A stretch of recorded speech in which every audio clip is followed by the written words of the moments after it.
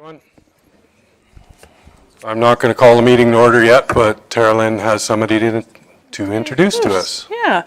Well, good morning, everyone. I'm very pleased to introduce Beth Cash. Beth is our new EDO and Recreation Coordinator. She has a varied background, including working with Economic Development Alberta, being a business instructor at the Medicine Hat College, as well as operating her own marketing consulting firm and e-commerce businesses. Beth has a keen interest in rural economic development and will be an amazing addition and fit to our organization. In addition, Beth has a Master's of Business and Executive Marketing from Royal Roads University. So I'd like to welcome Beth to our team. Welcome. Yeah, no, just press the little button. Okay, awesome. Thank you so much. So my name is Beth Cash. I am really excited to be the new Economic Development and Recreation Coordinator here at the county. I was born and raised in Hannah, which is in Special Areas number 2, so a few Hannah people here. There is a few Hannah people. So that really instilled an appreciation and understanding of the rural way of life for me. I came to Medicine Hat to pursue my education, and along the way, I started some businesses. I met my husband, learned all about farming. I have a diploma in marketing, bachelor's degree in marketing, and a master's in business. So I also had the opportunity to work in economic development with the rural community of Glenwood, which is just outside of Lethbridge. So within that, I got to work on their business retention and tourism. So I'm excited to use those skills and experiences in this position, and I'm excited to be part of the team. So thank you. Welcome. We're excited too. So, you bet. Yeah. Welcome to Cypress County. Thank you so much. Oh, Shane. Oh, you're in trouble now. Do you happen to live in Cypress County or in the Yes. city of Medicine? Oh, yeah, all right. Just south of 7 Persons, yep. Plus, she used to be on my youth advisory council. Oh, we won't hold that against you. Awesome, thank you. Thank you so much.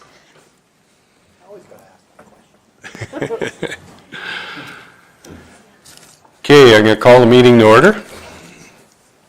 The agenda, is there any additions or deletions? I do have one addition that MP Motts is added right after the public hearing. For a quick, we'll give him 30 seconds.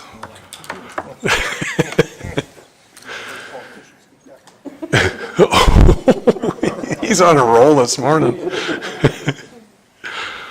Any others? Keith is moving that with the addition. Vote.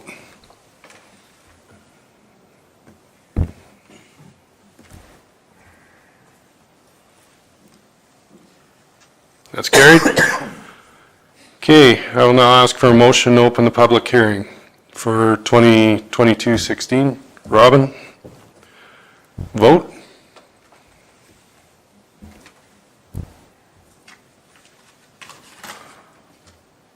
That's carried. Okay, Becky, it's all up to you. Thank you, Mr. Chairman. So this is bylaw 2022/16 land use amendment. Kip Weiss has submitted application 22/812 to reclassify a 2.22 hectare or 5.48 acre parcel from an agricultural IDP District 1 to local commercial district. The property is located within Southwest 6-12-5 west of the 4th. If the land use amendment is approved, then the applicant's intent is to apply to the Municipal Planning Commission for approval to subdivide the parcel from the remainder of the agricultural title. The existing title is 38.6 hectares or 95.43 acres in size. The property is located along Township Road 120, approximately 2.8 kilometers south of the city of Medicine Hat.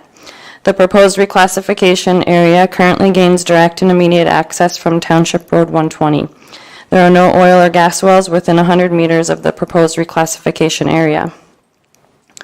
The property is located within the potential serviced commercial industrial area of the Tri-Area Intermunicipal Development Plan and the Township Road 120 Master Area Structure Plan. The potential serviced commercial industrial area of the Tri-Area Intermunicipal Development Plan has been identified as an area for commercial and industrial uses. Under considerations, the South Saskatchewan Regional Plan states that municipalities are responsible for the planning and development process to ensure land is available for development such as residential, commercial, and industrial. Under the implementation section of the plan, Section 5, efficient use of land, it states that the land use framework promotes approaches to reduce the amount of land that is taken up by permanent or long-term developments by utilizing the minimum amount of land necessary. Section 2.8.2, Potential Serviced Commercial Industrial Area Policy of the Tri-Area Intermunicipal Development Plan states that the intent is to provide a long-term location for commercial and industrial uses. Industrial and commercial development may result in some unavoidable nuisance factors. Applications for industrial and commercial development within 100 meters of an existing dwelling is a development consideration of the county. The Municipal Development Plan directs council as follows. Section 4.2, Employment Areas. The county will direct industrial, commercial, and institutional development that requires municipal services to those areas as identified as major employment areas within the generalized development concept. The county should encourage a range of commercial and industrial lot sizes and county-accepted servicing standards to be located within those areas identified as major employment areas as a method to attract diverse industries and businesses. And the county shall require that developments provide on-site servicing for their development and that it meets all applicable regulations in the land use bylaw and applicable Cypress County design guidelines and construction standards. Section 4.2, Local Services, states that the county will encourage light industrial, commercial, and institutional uses to locate in county hamlets, communities, and other accessible locations to provide for the everyday needs of area residents and businesses and opportunities for local employment where compatible with surrounding land uses. Section 4.1.24 Subdivision Tri-Area IDP states that the county shall follow all applicable policies within the Tri-Area IDP related to subdivision for the lands within the IDP boundary. Section 3, Development Concept of the Township Road 120 Area Structure Plan states that the minimum distance of separation between a residence and a commercial or industrial development will be 200 meters. The distance of separation is to be measured from the closest point of the residence to the property line of the proposed development. And I just want to make a note here that there are existing agricultural and country residential residents near the proposed area. The distance of separation from the proposed site to the residences ranges from 300 to 500 meters. In the Land Use Bylaw 2022-09, the general purpose of the local commercial district is to provide a range of commercial uses and developments to serve the needs of local county residents and patrons in the surrounding area. Local commercial developments are located outside of hamlets or not directly adjacent to a provincial highway. In addition, a dwelling is a permitted use in this district. Alberta Transportation replied that the requirements of Section 18 are not met. The department anticipates minimal impact on the highway from this proposal. Pursuant to Section 21 of the regulation, Alberta Transportation grants approval for the subdivision authority to vary the requirements of Section 18 of the regulation. In addition, the requirements of Section 19 of the regulations are not met. There is no direct access to the highway and there is sufficient local road access to the subdivision and adjacent lands. Pursuant to Section 21 of the regulation, Alberta Transportation grants approval for the subdivision authority to vary the requirements of Section 19. The applicant is apprised that Highways 1 and 3 form an integral part of the national highway system, of which the ultimate service classification is freeway. Given this, Alberta Transportation's long-range freeway access management plans include a realignment of Highway 1 and 3 in the vicinity of the City of Medicine Hat. And I did receive a late submission from the City of Medicine Hat, so we'll just read that off. They have replied that this land use bylaw amendment appears to be consistent with the IDP policy direction. The one issue in this area where there is a lot of uncertainty involves potential long-term servicing for water and sanitary sewer. And at the time of writing this report, there were no written objections or comments received from any of the adjacent landowners. So my recommendation is approval as the proposal complies with Section 5, efficient use of land under the implementation of the plan of the South Saskatchewan Regional Plan. Section 2.8.2, potential serviced commercial industrial area policy of the Tri-Area Intermunicipal Development Plan, and Section 4.2 of the county's municipal development plan. And that is my report, Mr. Chairman. Thank you, Becky. Is there any questions for the planner at this point from council?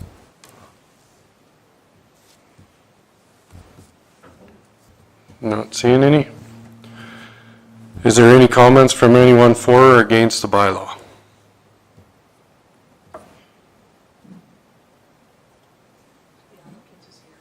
Do you have any comments for it? You can come up to the mic if you...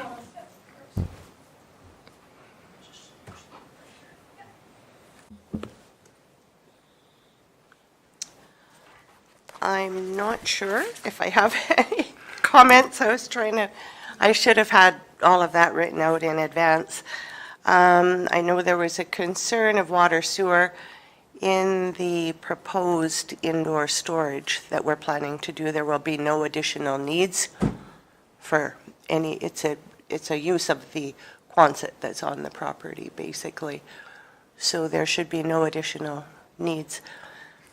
There are, I guess I just wanted to know, there are 2 access points, and currently from Range Road 60 on the west and from Township 120, we are looking at a potential of indoor storage for 10 to 12 units that will be brought in and taken out on appointment-only basis. So there will be minimal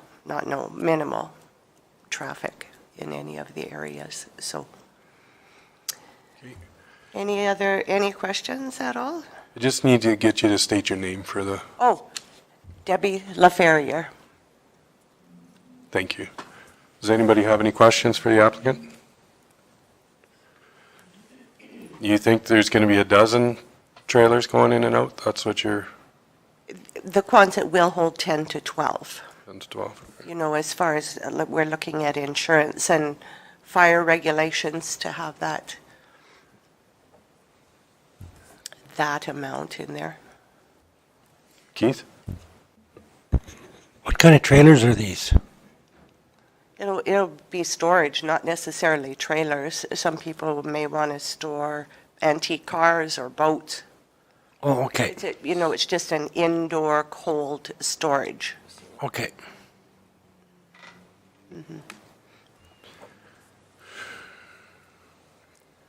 Is there any other questions?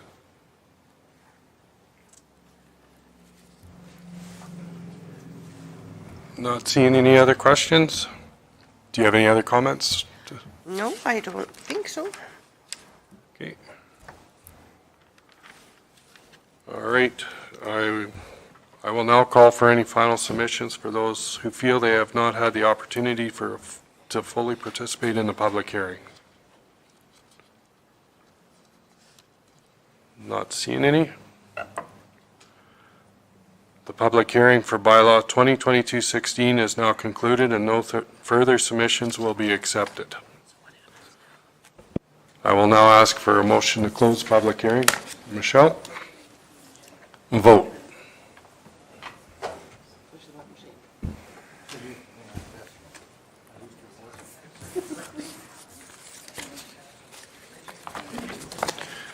So, Robin, were you not?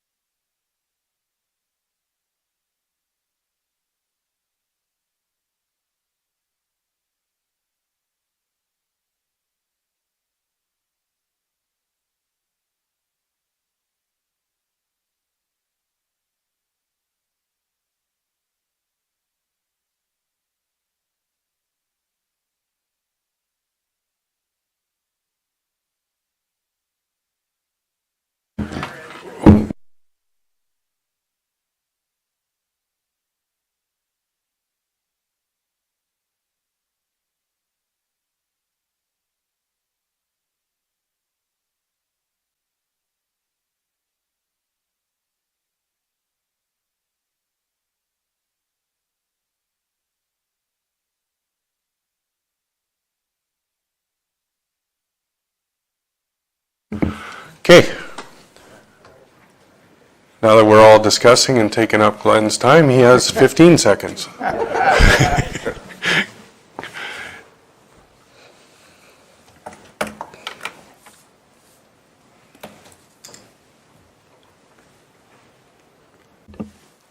Thank you, Reeve Hamilton. It's good to be here and join you this morning. I want to wish all of you the best in the new year, and thank you for the service that you provide to the constituents of Cypress County. And it's good to, I've been doing some tours of some of the rural counties and their councils lately, and I have another one next week, my last one next week, and it's good to see that people are serving and taking serious the roles that you play in ensuring that the people of these ridings are looked after appropriately. Just a couple of things, and I won't take up a lot of your time, and I appreciate the opportunity just to come and hear what's on your minds and how we might be able to work collaboratively on some things that you have on the go. Just some quick updates. The economic update that was provided by the Minister of Finance was not what we were expecting as a country. It's certainly not as opposition, and the cost of living and inflationary issues are certainly are going to be continuing with the approach that they've taken. Certainly doesn't seem to be curtailing much of anything with their increased taxes, as if you've experienced here as a county with your employees. You have increased payroll taxes, the carbon tax is going up again February 1st or April 1st. So those sort of things, even though we have been trying and putting motions forward, they seem to be on an ideological path that continues to cost Canadians more taxes. I guess the impact of this may not always be felt by everyone. November was the highest, we don't have December's numbers yet, but it was the highest food bank use in Canadian history. About 1.5 million Canadians accessed the food bank at some point across this country, which is a stark reminder that we have some work to do as leaders from this level all the way to the federal level on looking after those who are marginalized or at risk in our communities. One of the things that you've probably been watching is Bill C-21. Bill C-21 started out in the spring of 2022 as a handgun freeze. That's how it was billed. So pardon the pun. That's how the Liberals proposed it, and it impacted everybody's access to handguns, the ability for commercial vendors to sell them. You couldn't transfer them. It had significant impact on sport shooters, on Olympic sport shooting events. It was having an impact on the airsoft industry and on and on.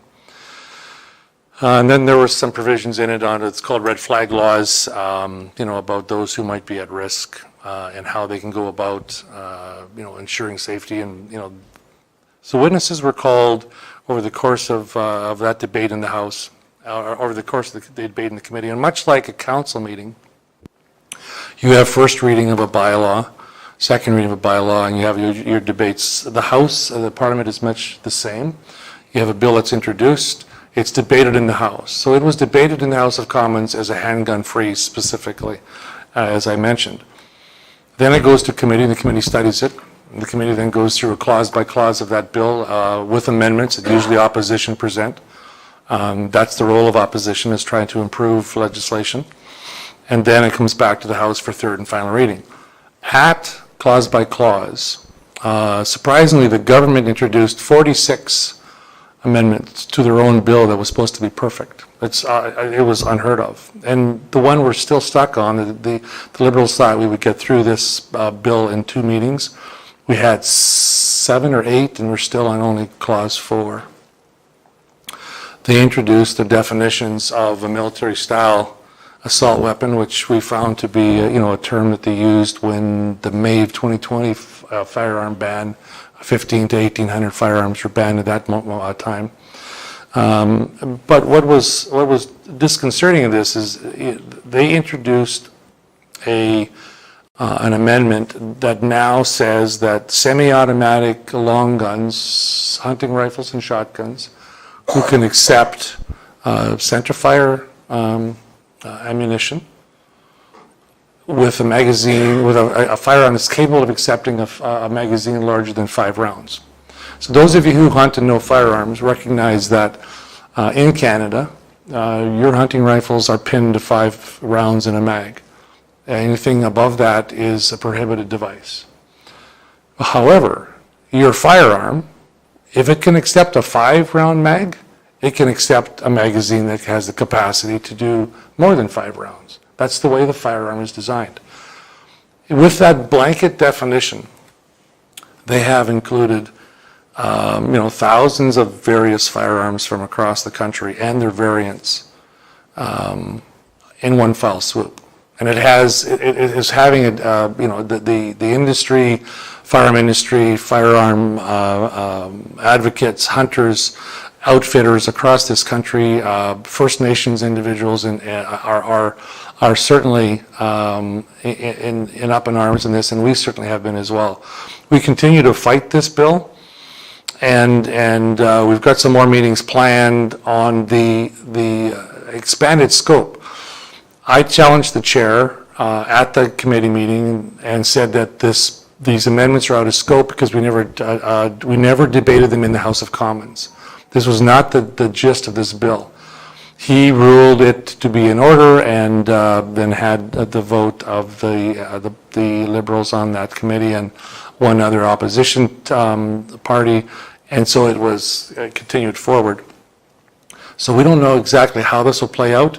We do know that the Liberals were not, they did not anticipate the pushback they have gotten from across the country. And so we continue to advocate for people to, let the Prime Minister and Mendocino and Liberal and NDP and Bloc members know across the country of your experiences. I mean, this is a way of life for many people. I have family that they don't have anything but wild meat in their freezer. And so this will have significant impact on sustenance hunters, on Indigenous peoples, and on really a way of life. And the most problematic area is that it does not impact public safety. Stats Canada has shown over and over again that those of us who have a PAL or an RPAL, so a possession acquisition license or a restricted possession acquisition license, are 3 to 5 times less likely to commit a criminal offense than any other Canadian, than the average Canadian, not criminal Canadians, the average Canadian. So when you think about that, handgun owners, lawful handgun owners, and those who own firearms that now qualify under this now prohibited classification are not the problem. And what's also troubling is that many of the firearms now in this definition were previously non-restricted firearms. And they're going to go from a non-restricted firearm to a prohibited firearm administratively. So we've made administrative criminals, the potential for administrative criminals for millions of Canadians. And so we continue to push back on that, and we'll see. What we would like to see is smuggling of firearms. The majority of firearms used in the commission of offenses in this country are illegally obtained and or smuggling from the United States. And so policing across the country has confirmed that. We have a revolving door of justice. When Lloyd and I were in law enforcement together, when you charge somebody with a criminal offense, the first offense, the onus was on the Crown to show why that individual should be detained. If that individual is released and they commit additional offenses following that, the onus is on the accused, or used to be on the accused, to show why they should be released. Well, that has completely flipped over the last 7 years. And the legislations in C-75 and C-5 make it more and more difficult to have people be retained in custody. A local example from about 2 weeks ago in this region, an individual who Lloyd and I had the pleasure of dealing with, this little dirtbag for years, he has a propensity to have firearms. He has multiple firearm prohibitions. He was caught with possession of stolen property and a whole bunch more firearms. And he's a threat. He's a dangerous offender. He was out within hours. That is wrong. So the revolving door of justice is something we take very seriously, and we will continue to push to try and show that, the law-abiding citizens are not the problem. Criminals need to be held accountable. The ArriveCan app, I'll switch gears for a sec because I know you're tired of talking about guns. The ArriveCan app is an application that the government spent $54 million on. They don't know who got the money. They don't. They don't know who got the money. And experts are telling us that the application, which was a failure, could have been developed in under $750,000. So that's the wastefulness, and the Auditor General has said, or the Auditor General has said that this sort of wastefulness that we've seen in this government is undoubtedly causing the inflationary crisis and the cost of living crisis that we're experiencing in this country. So we were very pleased that we finally convinced the government to scrap an app that doesn't work and just cause people grief. So that's on the wayside. Something that is very disconcerting. I think you remember back in probably 17. Early 18, there was conversations and debate in the House on MAID, medical assistance in dying. It's a deeply personal issue, and many people are on various sides of it, and it's okay. But the parameters around that, where it should be offered to those who are, it's an illness, that there is no cure, that death is imminent. That was the parameters around which medical assistance in dying should be offered to folks. The legislation also prescribed that the Parliament needs to re-examine it after several years of practice. So in the last almost 3 years, over 30,000 people have had their life taken through medical assistance in dying.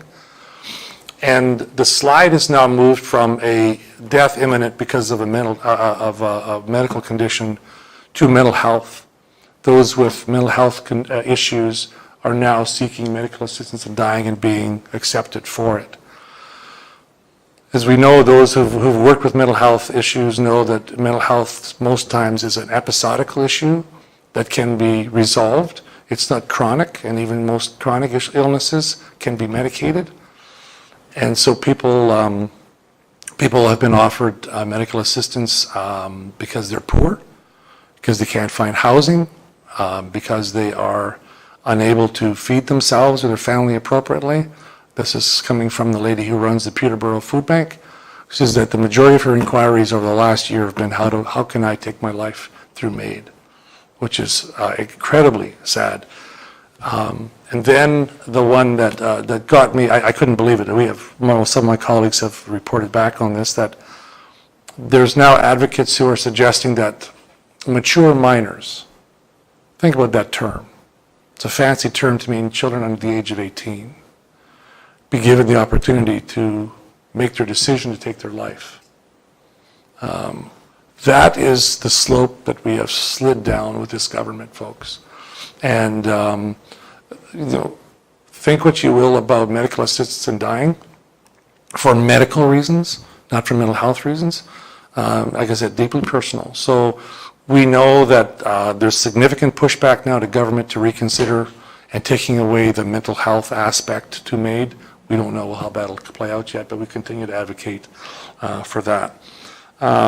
We also are aware that of the interference, foreign interference in the 2019 election and the 2021 election, and that basically amounts to countries, specifically one putting pressure on nationals from that country to vote a certain way because of favorability to their own country. So I'll let you think about who that is, then I'll tell you, right? So Chinese operatives are in this country.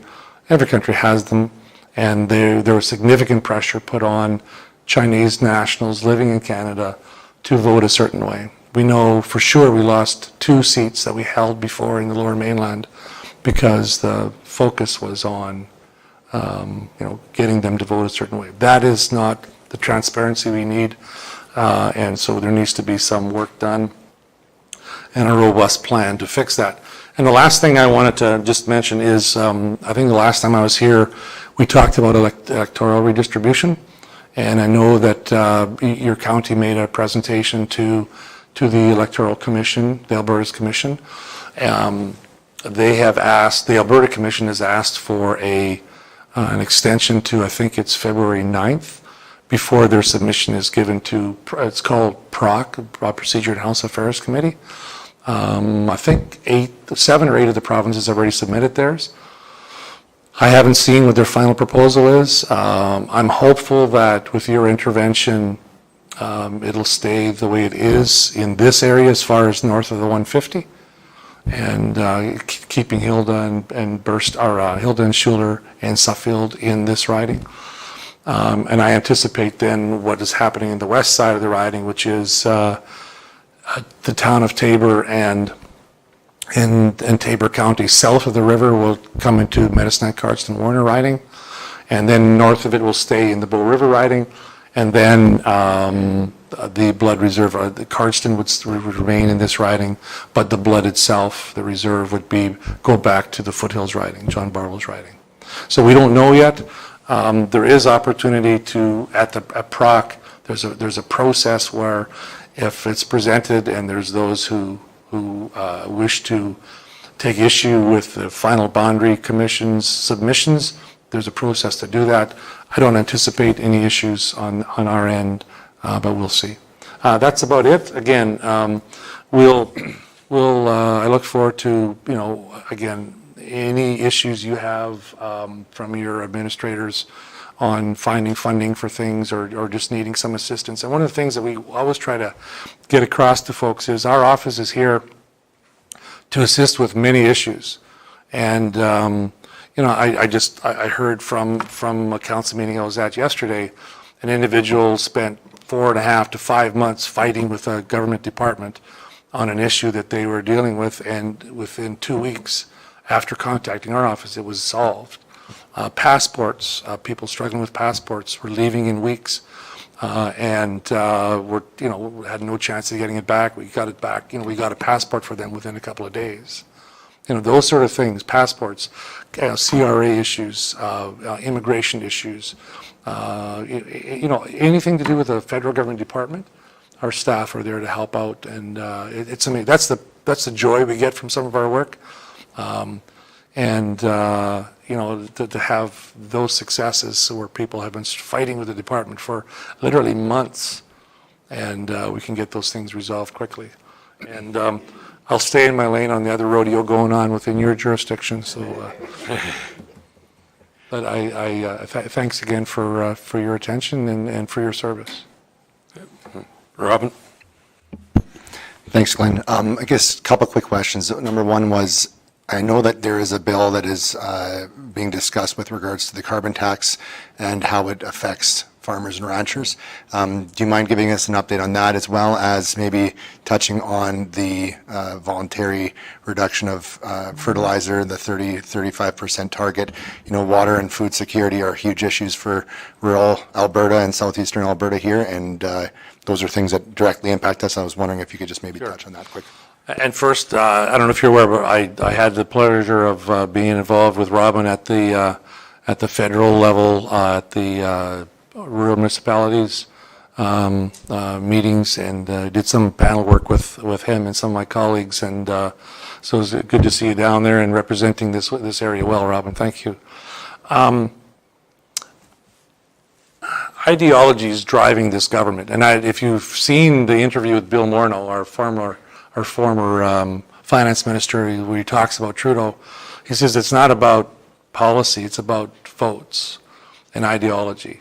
And so the 30% reduction in fertilizer emissions is an ideological push by this government and their environmental agenda that has little forethought to the impact that'll have on, from the food chain backwards, the price of food that the consumer will pay, the volume of food that's available for the consumer that'll drive up that price, the cost of production to farmers, the reduced production to our agriculture producers, and the impact that'll have on their bottom line, which impacts everything in between, and continued production and continued viability for some of our farmers.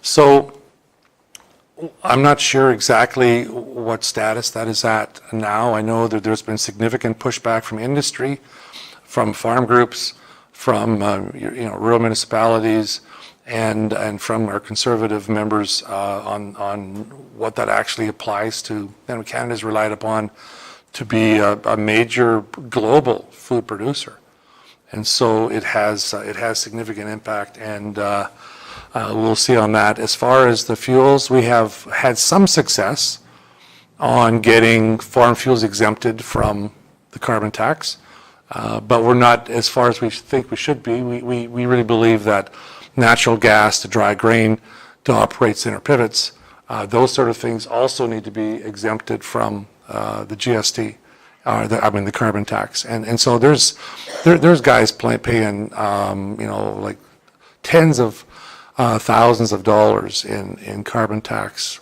on an annual basis that goes directly to the bottom line. So we continue to fight those things, and quite honestly, the only way that ideology is going to be shifted, because they continue to push, again, like we see the regular production of cars other than electric cars by 2025 will be banned.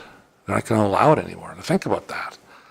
And like, how is that even possible? They make ideas. Somebody sits in a bar somewhere drinking a little too much, and they come up with these crazy ideas, and then they think somebody's going to play it out, right? And it's silliness. We know that agriculture is critical. We know that our energy sector is critical to the viability of this region and of Canada. And we're not going to go away until this government's gone. That's the only way it's going to get fixed, is when this government is no longer in power, period. And that's my partisan plug. Thanks, Robin. Thank you. Anybody else have any questions or comments?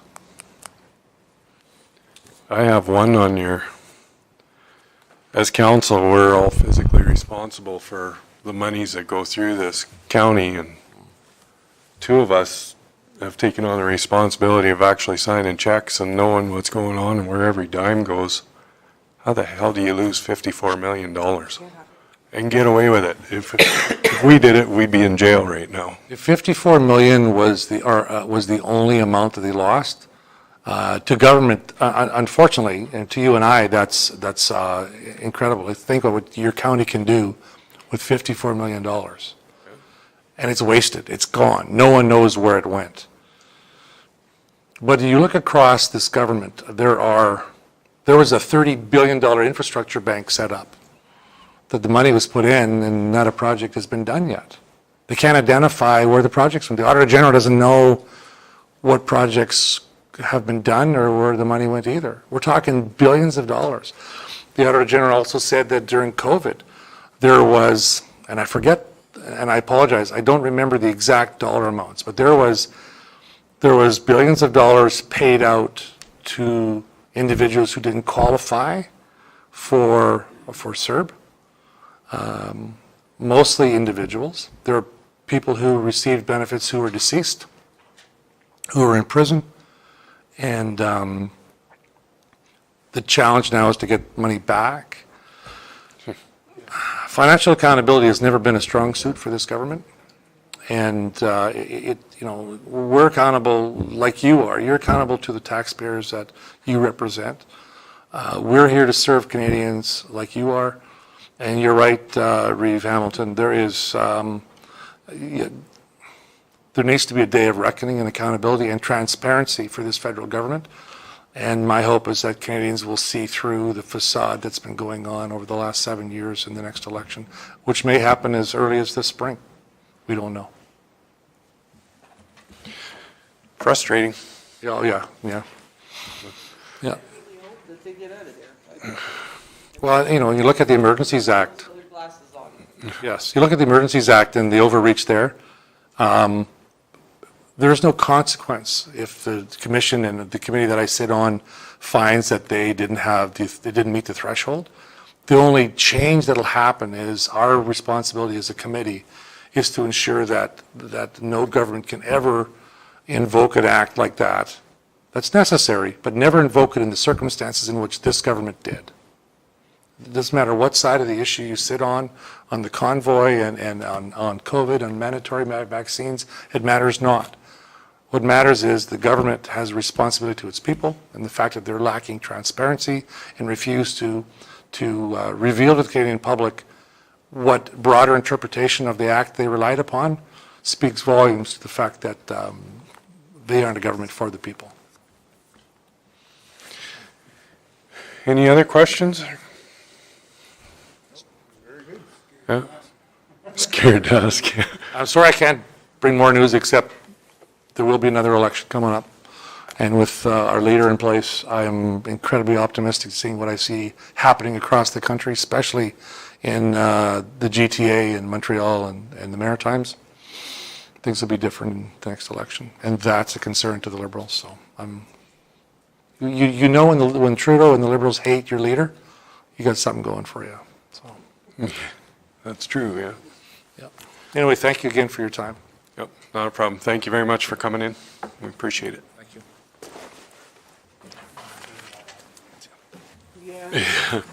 You know, you depressed us all, so.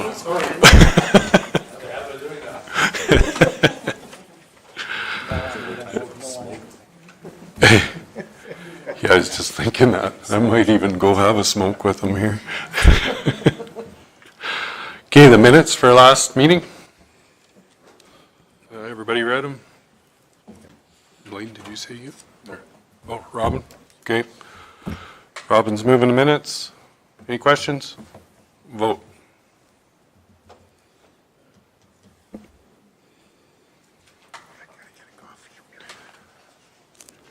I think, well, that's carried.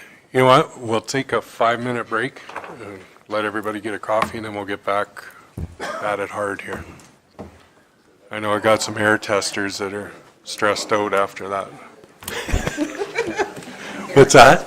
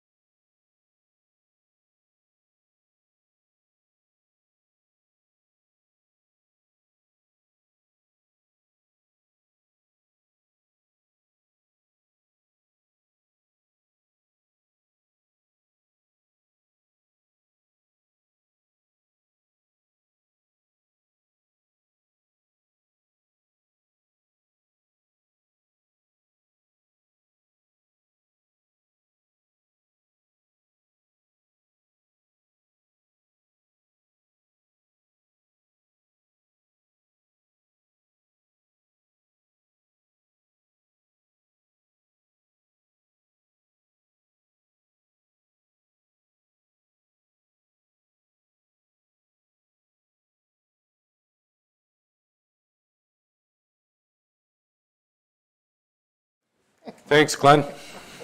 Have a good day.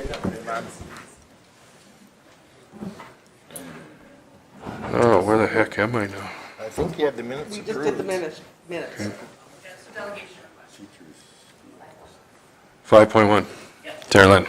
Thank you, Mr. Chairman. On page 16, there's a delegation request from the Alberta Teachers Association, Local 2, and HALO. They'd like to come to the first meeting in February, and they'd like to discuss the potential to host an evening 5K and 10K run in support of HALO as a fundraiser on April 1st, 2023, from 6:30 to 9 in Dunmore. And there's a further to it, the activities so far, and yeah, so they'd like to request to come to the next meeting and do a presentation. Shane? Shane's making that motion. Any questions on it? Vote.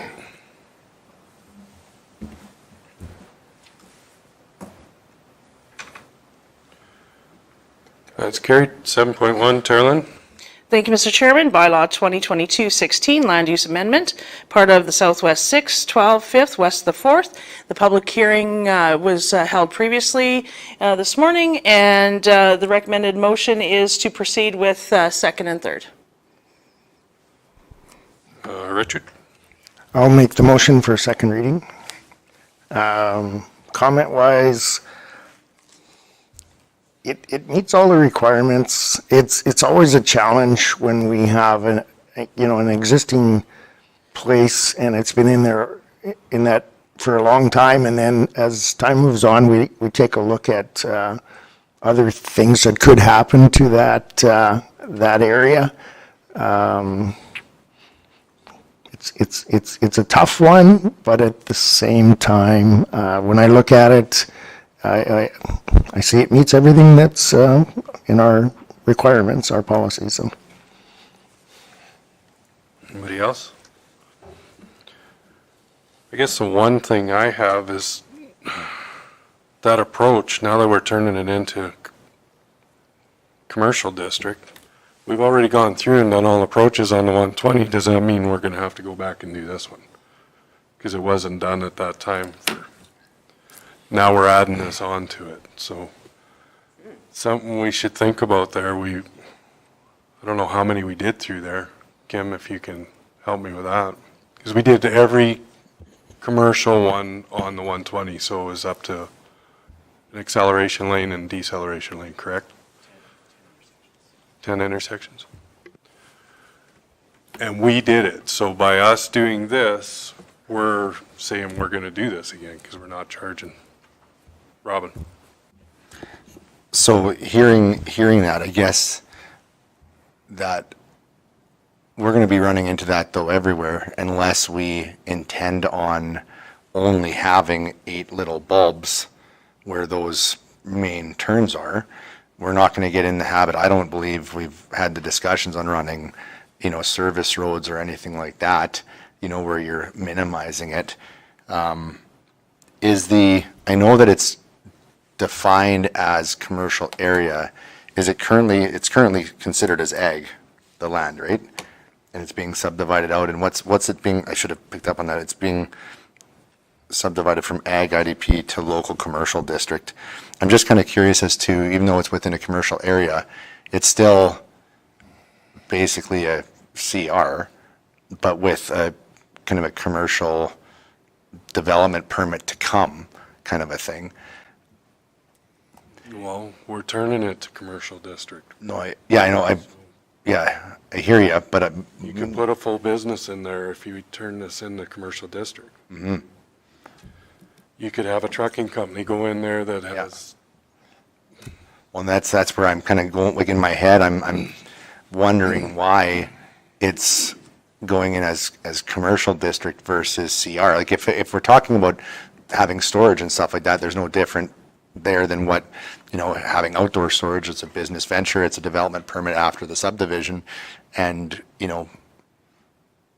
but the fact that it's as commercial, that does kind of raise some questions on what does that look like? And I suppose it's more of a planning question, because we could have 15 or 20 like that, and if we're worried about turning lanes on every single one of them, are we talking about doing service roads at some point, or what? That's why I asked the question. Becky? So I was just going to mention a couple things, go back a little bit on your conversation, that I was just going to say it could be considered that this is just for one business, one property, as opposed to where the co-op and maybe Western Tractor, those are larger, bigger entities. This is closer to a home occupation use at this point. And then I was going to say that at the development permit stage, these types of things can be addressed in conditions. So at that point, when Public Works and Development can look at the intensity of the use and then determine if upgrades are required at that time, possibly. Yes, that would be that stage, but what I'm saying, when you get to that stage, we're going to have exactly what people said along there is, you did it for the guy down the street from me. Why won't you do it for my intersection here? And it's going to bring a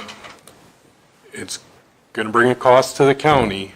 That's why I'm saying we should really look at this. Kim, you had something? Yeah, when we evaluated that infrastructure, we looked at existing traffic counts. And so there's some areas that we only did the north side of the road because of the existing traffic counts and the turning radiuses, and we didn't do the south side. We might have done like not maybe a full type 2 intersection. So when evaluating that, we evaluated the existing traffic flows and the type of traffic. But it's still going to bring back the question that I'm, Robin?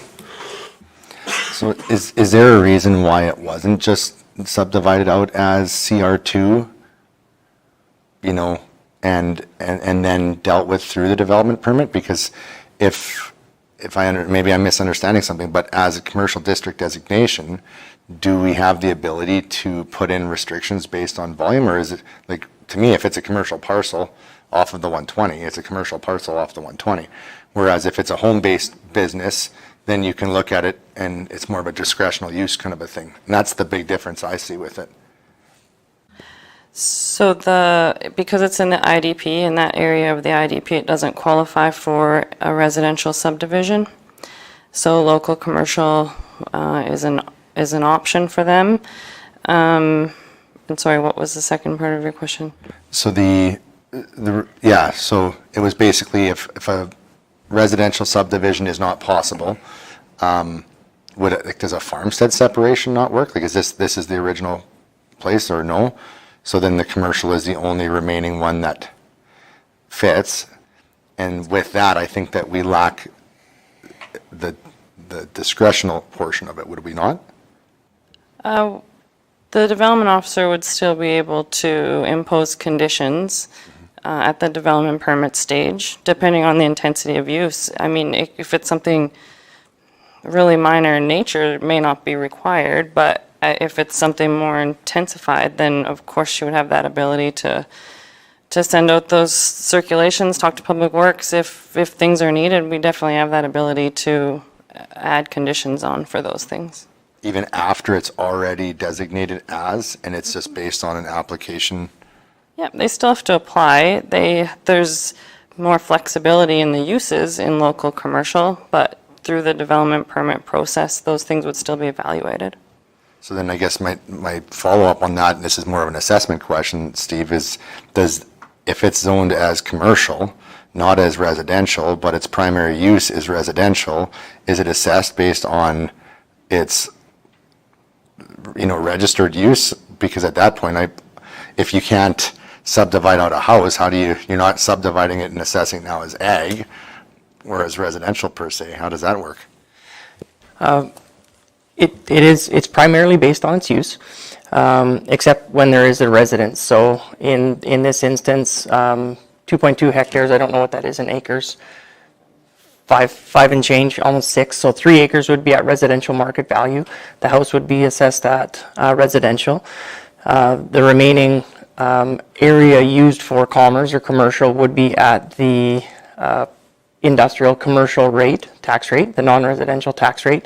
And then even if there was a little bit of farm behind it, it could still have farm. So we have many, many parcels that have a blend of all property classes all at once. So it's basically how it's used, and then we have to follow the regulations. So in this instance, just a hypothetical, if that Quonset was used for commercial type storage, it would probably be the Quonset would be assessed at non-residential based on its market value, and a little bit of land that would be attributable to it. And sometimes we can work with the owner of the parcel just to understand how they're using it and assess it accordingly. Okay, I got something else to add, but go ahead. No, Becky answered it for me. Oh, did she? Okay. Michelle? My question is if we approve this as local commercial now, and these people move off of there, and it's zoned commercial, like, is it going to set precedence for something to, that somebody else can come in, move in, say 15, 20 years from now, and then it's commercial and they can put up something like the co-op or something like that without coming back here? Yeah, so as it's zoned local commercial, there are a bunch of uses that could go into that property. Some are permitted, some are discretionary, and could go to the Municipal Planning Commission. That would be on the development officer's discretion for that. But there are a variety of uses that could go on that property, but would have to come forward for application. That's what I was wondering, is if, right now, we don't have to do that intersection. But say 15 years from now, they put a trucking company in there, and that intersection isn't going to be big enough. Will it still be our responsibility to build it, or will they have to pay for it? MPC would make them pay for it, but they could come back to us and say, well, we paid for other ones, so they could request the... That didn't work before. Yeah, it did. We gave money back on one. Western Tractor. Yeah, we gave money back. Yeah, we do. We gave them a portion back. That's why I'm bringing it up, because we've seen it, but is there any, oh, Shane? Going to these intersections, we got to set precedent. We spend a lot of money doing all these intersections, all the way down there. And now if businesses, people want to develop, it becomes their responsibility to make it the same standard that we made that whole highway, I feel. There's been other places and jurisdictions where a new development has come in and, sorry, you got to do an intersection treatment as part of your plan. I mean, we brought that whole road up to a great standard, and I think we got to keep it going. I mean, it's part of doing the business of on that road now with the intersections. I mean, they wanted, you could come over across, you're splitting up your farmland, but it's all about safety, again, on that road, because it is dangerous goods route, school buses, and we spend a lot of money, like I said, up doing all the intersections. And it's going to add that 1 mile to the east, we had the same request, and this was quite a few years back. And we were worried about them coming off of that, and it was for storage, for RV storage. So we made them go down the other range road and come in the back way on their land to keep that kind of stress off of that 120. So that's why I'm bringing it forward, because things have happened in the past. Go ahead, Robin. Yeah, I'm wondering if you and I are thinking of the same one there as well. We had actually looked at back in 2008, 2009, some land kind of over there. And the tough part about, doing a single business purchasing and then having to be responsible for a complete road improvement or an intersection improvement is that it also chases away that investment too. Like if it's small, this whole corridor is a part of our planning is commercial development. So, we're not far off from that. And I don't mind the discretional side of things, but when it's zoned as commercial, I think that it makes it where we have to look at it differently. Like if they were just coming in with a development permit saying, hey, we'd like to do some storage in there, we're going to have 8 or 10 trailers. I'd have a hard time saying, hey, 8 or 10 trailers warrants intersection improvement. When we change this to commercial, it could be somebody putting a trucking company in there that has, so that's, Put a fertilizer plant in there. yeah. That's. All right, any other questions or comments on? She can't, that was in the public hearing.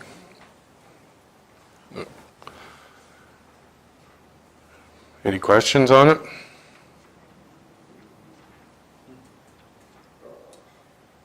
Keith? So the motion reads to accept this as presented. Yes. It's second reading. Second reading. Robin? Yeah, and it's second reading, but it's also, we can't, in our heads, we cannot be thinking about it from the standpoint of what they're going to be. What was disclosed in the public hearing is actually not appropriate for the land use reclassification. That's for MPC. And so we have to look at this purely from a commercial application, not what kind of commercial application it's going to be. It is just we're reclassifying it to commercial. And so details be damned, essentially, right? Because that will come before MPC who will qualify that. So then I guess last ditch question to planning is, if we've got parcels like this coming, how do we make it where there's opportunities down the road potentially for endeavors to, because right now it's kind of a driveway. Now, is it on a road allowance or it's just on the quarter line? Right, because it comes off of the 120, scrolls up and over, That's just on their quarter. and it's a quarter line, so it's not a road allowance there anyways. Yeah, it's just an access approach. Yeah, so then like down the road, how do you take that and develop? Because if there's more on it, the land adjacent to it could end up being bought by a different landowner, developed differently, and now you could potentially have multiple accesses. Whereas if it's looked at from a planning perspective, we could say, well, here's our primary access. This will eventually be developed out. You could have a bulb basically coming in from the east that ties in, and we could reduce it to, 2 intersections versus 4 or 5 down the road. Yeah, it's, Lloyd? I was just going to say that would be for the Planning Commission. And I'm sure there'll be other proposals and recommendations for when it comes to it, the Planning Commission. That stuff will be for the planning commission, but what we do today puts the planning commission in a position that they have to. So it's the first step before and it could end up costing us money for that approach. It's almost an area structure plan conversation. Almost. Richard? As I said originally when I made the motion, that this application meets all our standards that we have in place, and we don't know exactly what's going to go down the road. I mean, somebody threw in a trucking company. Well, sorry, Planning Commission people, but that's where you're going to have to step in and say whether you would want to see those roads, an intersection made. The way it is right now, it was put in that way, so it's opposite the farmhouse on the other side. But I mean, we allowed a gravel pit to go in on the east, farther down on the east, that has numerous, like a lot of vehicles going in and out over the season. I understand we have to watch the consequences, but at the same time, this meets everything that it's supposed to meet. Blaine, did you have? Well, I was just going to reiterate that with Richard. I mean, and I read through it, and it does meet our area structure plan as presented, so I'm not sure how we worry about what happens in 15 or 20 years from now, honestly. Or here? Becky? I don't know if it holds any weight, but I just wanted to mention that the local commercial district in the land use bylaw has lower intensity uses as opposed to the commercial district and an industrial district. So these uses, there's things like breweries and bars and pubs and amusement entertainment facilities. So they're a little bit lower intensity rather than a big industrial endeavor. But Robin? Well, I kind of changed my question a little bit. So can you just say that again? You're saying that there's two different definitions for commercial use? yeah, so we have some different districts. We have a highway commercial, there's local commercial, there's hamlet commercial. Commercial opposed to industrial is it's more serving the public, so hotels and restaurants, that type of service, where industrial is a little more intrusive and can have more nuisances. So and then local commercial, being more of a rural commercial district, has the intensity, in my opinion, is a little bit lower than what you might see on highway commercial. And this could have went to either district. The policies would have allowed highway commercial or local commercial. Yeah. Oh, for that one. Well, yeah, I'm just sitting here though because, and I appreciate the clarity on that, but this looks more like, until I've heard that definition, I would have thought that this was more highway industrial anyways by nature with a lot of the stuff that we've been doing. Now, if that's different, if we approve this as commercial under that definition, does that prohibit industrial from coming in without having to go through the whole application again? Because I want to find a way to make this work. I certainly understand, and we want to be able to encourage business, but development on that is not going to be fed from the existing cul-de-sac unless it's another entrance coming off, and there's already two other residences there. So now we're going to have 1, 2, 3, 4. We're basically going to have five entrances coming off of the 120. And so from a planning standpoint, I don't think that this falls under the purview of MPC as much as it does the planning department saying, here's how we want to be able to develop this eventually. And I think that we're using commercial bylaws to allow for a country residential development, which I don't think that it actually meets what I think that we're finding a loophole to get it through. So it'd be really great. I'd support this 100% if this was a country residential subdivision that was not in the IDP and then do a development permit. It's a no-brainer. Anybody else? Not seeing anybody else. Motion on the floor is for second reading. Vote.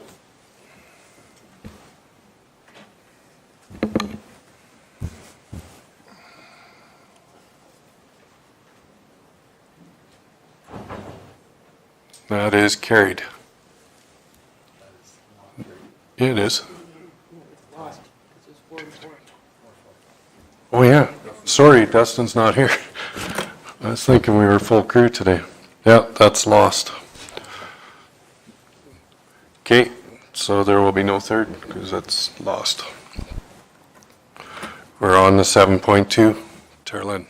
Thank you, Mr. Chairman. Bylaw 2023 Land Use Amendment, page 31. The recommended motion that council move first reading of bylaw 2023-01. It is on page 31, has the background information, is a request to rezone from A1 IDP to country residential CR1. And to follow is the background information, the bylaw, and the proposed the orthophotography is there as well to provide reference. And if first reading is approved, then a public hearing will follow after the appropriate advertising. Lloyd, moving first. Vote.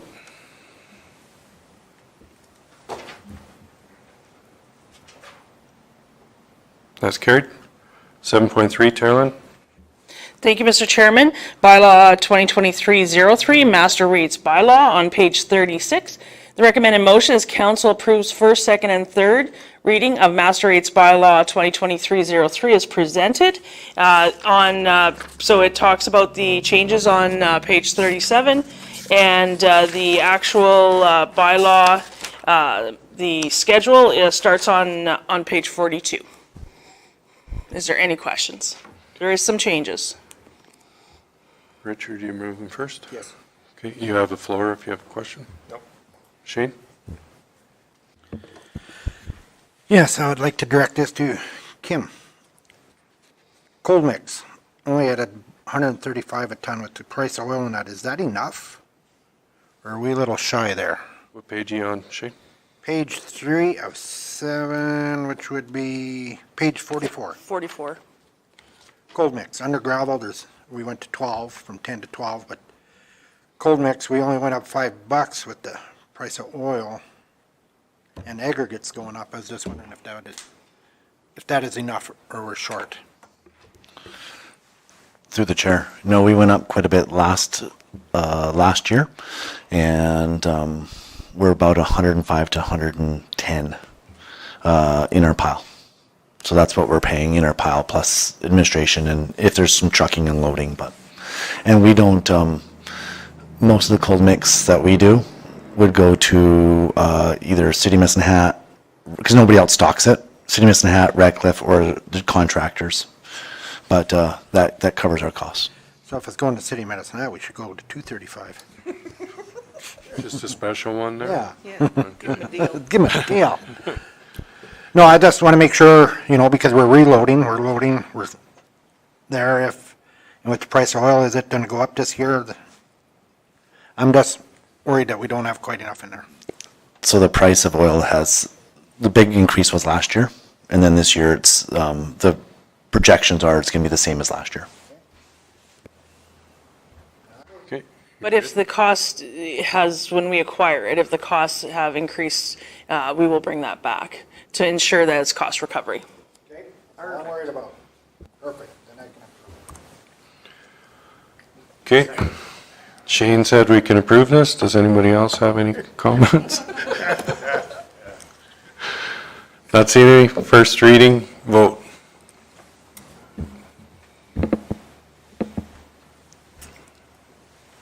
That's carried. Shane's moving second reading. Sure. Any questions on it? Vote.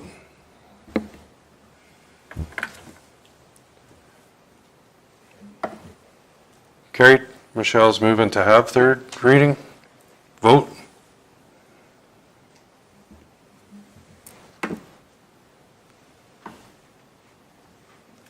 It's carried. Blaine's moving third reading. Vote.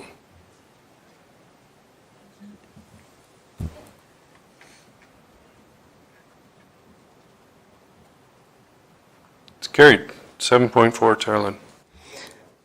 We have a delegation too, Mr. Chair. Yeah, I'm just going to get. Oh, you want to get, yep, sorry. And we'll just go till. Perfect. If they're good with that, we'll get a couple done. We'll start you at 11:30. Perfect. Sounds good. Sorry for the interruption. Bylaw 2021-20, road closure Patterson Green. So first reading was held, the public hearing was held, and for those who, there is good background information, but it's in regards to the new development that occurred, the fertilizer sheds. It was the land that was to the west of there was to be transferred, and we got that all straightened around. So this is the road closure portion to the south. And so the public hearing has been held, just needs second and third. But you will see the following, there's another bylaw, and it's an amending bylaw. And so what happens is after the public hearing, it goes to the province, the minister stamps it, and the way the description of the road plan needs to be amended. So the recommendation from Alberta Transportation is to do the third reading. Second and third reading, and then the amending bylaw, just do 1, 2, and 3. It's a little bit administrative juggle, but we will do anything we can to make our friends at Land Titles happy. That's what we do. We'll do our best anyways. Lloyd's moving second reading. Everybody understands what it is? Vote.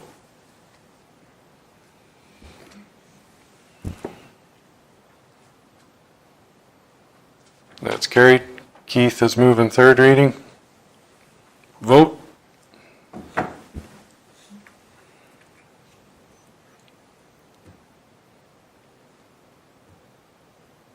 Carried. Okay, then we run into 7.5, Carolyn. Thank you, Mr. Chairman. Bylaw 2023-04, amending road closure with the Patterson. So as I previously explained, Alberta Transportation and Land Titles would like the description changed. This is just amending that. That's the difference between the two bylaws.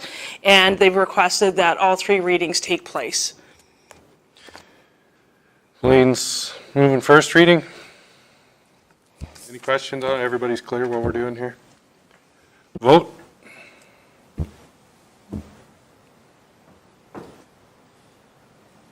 It's carried. Richard's moving second reading. Yes. Vote.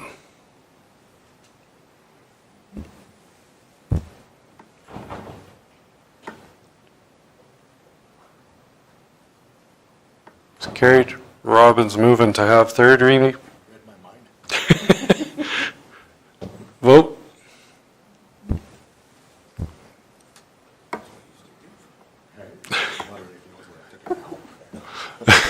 Yeah, no. That's carried. Michelle's moving third. Vote.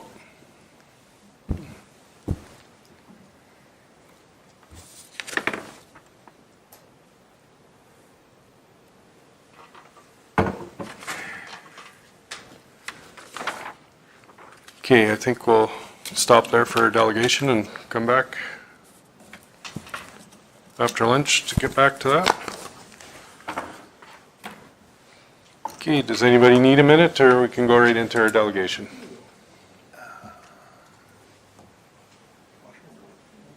No, I just there, I'm good. You're good? Okay. Everybody's good? Well, no, we'll take 2 minutes. 3 minutes.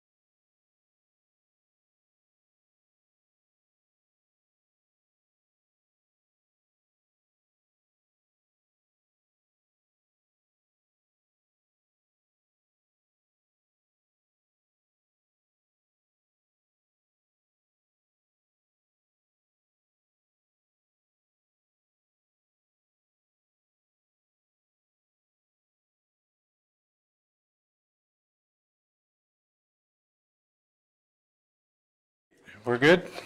Call the meeting back to order. We have a delegation for today. Oh, and somebody fell in the beer fridge for us.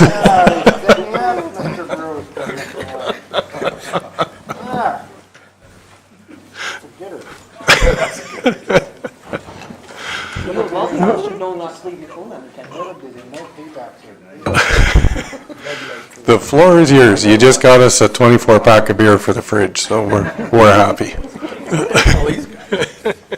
Nice. Okay, so yeah, this quarterly update is from, I guess, July to September. And that, I think that letter might be from the previous one, but the main thing that is in the letter for the, I guess, that I sent out in November is that I know you guys heard about it many times, the body-worn cameras for the province, they're actually here, not with us yet, but they're in 3 different detachments around the Edmonton hub and in Grand Prairie, and they're using them, they're testing them out to make sure everything works and there's no bugs in the system, and then they're going to start rolling it out to the province. So finally, we're going to have our body-worn cameras that they've been promising for 5 years. Yeah, I thought you guys had them. Wow. I guess their biggest hurdle with that was how do we download all that, because every officer is now going to have it, not just when we activate our vehicles and our lights to pull a car over. If I'm walking down the street at any time, it can start recording, or it's always recording, and then what gets downloaded and where it gets stored. That was the big, So how's big it thing. activated? Like if you're like, There'd be a button that we could start it. okay. There's like a button. It's sorts. actually would sit right here. It's a camera. It has a mic. And then right now what we have in our cars is it's just out the front window and out into the back seat, and we can carry a mic. But now it's just going to be one big thing. It's a video all the time. So how big is it? They're usually about that big. So substantial. Yeah. They're not stylish. Just more As to well as carry. flak jacket. I was just going to say, Yeah. you guys must have to go to work out to, It's getting there. would you like to lift this? But that in the letter, that's pretty much the biggest update for that. And like that, there's 191 cameras that are distributed amongst, I said Grand Prairie, Parkland, and St. Paul. And then after that, they're going to be distributed to the rest of the province. If that's the last one, then it probably doesn't have the second quarter stats up there. But the second quarter stats that we were looking at, most of the, I guess the criminal statistics are all down, except for theft over 5,000. Over the summer, there were several vehicles that were stolen, and those get classified as theft over 5,000 sometimes, or trailers, and then there are more vehicles. We are working with our rural crime partners with Alert and Southern Alberta District Rural Crime Unit to kind of identify some of the people that we're looking at with that. Most of them, the crimes and the people that we have caught so far, they're not even from our area. They're like from Regina or Winnipeg, and they're passing through, and they're just kind of hitting up our area, keep moving towards Calgary, turn around and come back. And it's hard to keep track of those people, but we're engaging all those people as well. During the summer, we did have one case where we got some people on video in a stolen vehicle, and we ended up solving it and finding out who it was through our intel partners who liaised with the Regina Corrections people, and they identified the person. Then we were able to lay charges in those cases. So that's kind of the wide ranging of kind of criminals that we're dealing with in the area right now. But during the summer, we did have kind of a lull. In the spring, there was kind of a big uptake of thefts and break-and-enters in the rural sites. Summer was kind of quiet, and then in the fall, we kind of jumped up again. And not even talking about the third quarter yet, but right before Christmas, we were kind of getting hit again with different people. And some people were charged. I put out some press releases about some of our stuff that we did there, and it seems to come in waves.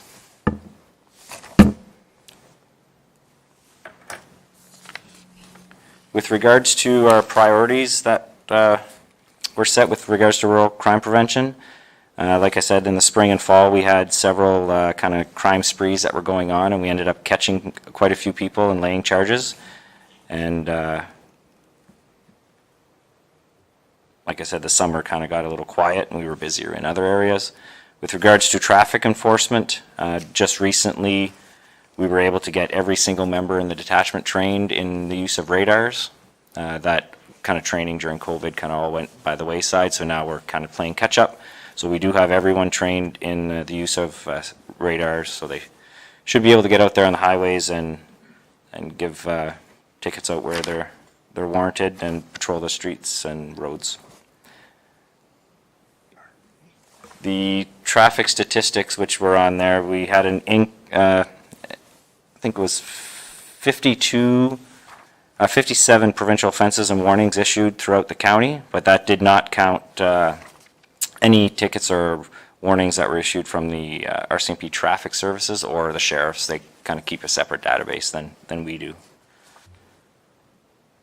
One of the areas on the statistics which always seems a little high in failed to comply and breaches, we were up 475% from last year, and that's a direct result of keeping track of those that are on conditions, those that are on curfews, and breaching them when we do find them in breach of their conditions. So compared to all other years, the highest was 2021, where we had 11 charges that we laid in that quarter, and this year it was 23 people that we charged with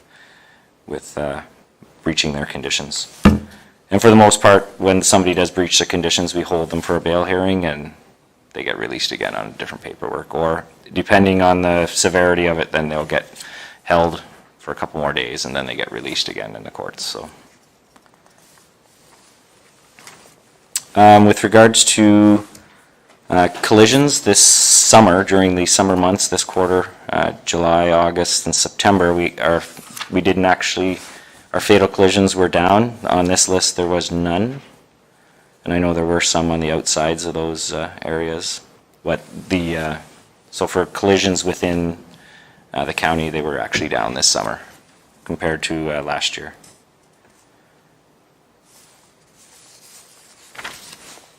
With regards to our current, manpower, our newest corporal, Corporal Dave Micklefield, who is assigned to the county side. We have a municipal corporal and a county corporal. Dave Micklefield, he has now taken up his position. He transferred in from Chilliwack, so he is here now. We do have one constable that is transferring out to Regina area, and we do have another member who's coming in from Regina, so they're kind of swapping spots. And just most recently, we did have a constable who will be resigning within the next month, and they took up a position with another municipal service in British Columbia. So they are leaving us, so that will be one of my priorities to get speaking with staffing to fill that position right away. And we do still have one more vacancy within the detachment, so those 2 spots we're looking to get filled right away so we don't end up in a situation like we did last summer where we had reduced resources. And now that our supervisory staff, that they're all in place, my biggest focus now is on community consultations, which will be starting leading up to creating our annual performance plan for next fiscal year, as well as meeting with partners and the Citizens Advisory Committee. I did put out an email to the members who were on it before, and some have responded that yes, they are still interested, but a vast majority did not respond or are not currently interested in continuing with the committee, so we're going to have to start recruiting some new people in the rural communities for that. And that's all I have. My other section was on most of the stuff that you do. But yeah, any questions on any of that? Really quick, this is from June, July, August, September, and we're already into December, so I'll probably be meeting again real soon here to go over the third quarter stats soon. Right on schedule. Yeah. Anybody have any questions, comments? Shaheen? Just, I won't be able to make the Rural Crime Watch meeting here on Tuesday. I've got another meeting to go to. But one thing I know some ranchers have talked about, we're getting worried about is poaching of beef. Now that the beef prices have gone high, that we'd like the detachments to keep more, even when they're out patrolling, driving around, more visual for these stray vehicles out in fields. Or not, because some people are starting to get worried that with the price of beef going up, that some people may just want to go get some free stuff. Okay. Now, I know with the way things have been kind of uptick with rural crime, with people stealing vehicles and breaking into the rural sites. We just had one just recently where it was caught on CCTV. They called us right away. Our members went out there right away. They were already gone from that site, but then they found them a couple sites over, and it ended up being that was somebody that we arrested and charged for possession of break-in instruments and a whole whack of other kind of fraudulent charges. So they're looking for those type of vehicles out there. So if anything looks suspicious, they're going to pounce on it right away. An upcoming concern. Yeah. Blaine? Oh, I just wanted to make a comment too, that I think some of the community groups and stuff are working well with Rural Crime Watch. You know, there was an incident here not too long in my area that went out on the Facebook that there was a strange vehicle driving around. So it sure makes the residents aware to watch and be vigilant, paying attention to different activities going on out there. Yes, this last one where we pulled over a trailer that was stolen, it was a direct result of a citizen that came out of, I don't know if he was just at the property at that morning, but it was like 7 a.m., still dark out, and a truck pulled into the side of the Quonset hut, and that's when they were trying to attach the trailer, and it wasn't stolen from there, but then they called in right away, and our members were able to get there, stopped it, and discovered it had just like within the last half hour, stolen from the city of Medicine Hat. So it's the eyes and ears of everybody out there that help us do our job. And we do have, we're still working out the bugs. There's a lot of bugs in it. It's a system that we have. It's called RAVE. And if people are attached to it, the Rural Crime Watch, those members can get attached to it. Immediately I can send out messages, either through email or text messages if we're looking for something, or I can send out pictures and it can go to an email if we're looking for stolen vehicles or different things like that. Except there's been a lot of bugs to work out, and there's been a lot of confidentiality questions that some people have been asking with their personal information getting put in there and how is it being used. So, but that is something that we'll probably discuss at the Rural Crime Watch meeting this week, or this coming. Any other questions? Thank you very much. Thank you.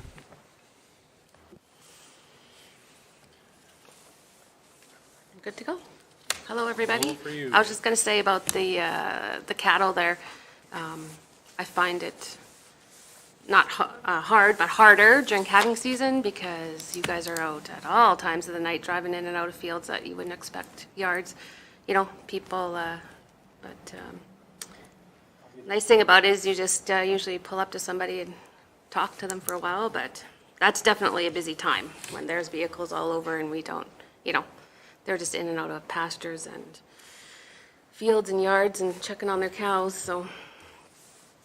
But, so my report. Oh, sure. Is that better? Good. All right. So July, just a couple things in July. Celebrated the Cypress Center welcome. What? Oh, closer yet? Sure. Okay. Short of blood, so I need to talk about I told you we can give you a cookie.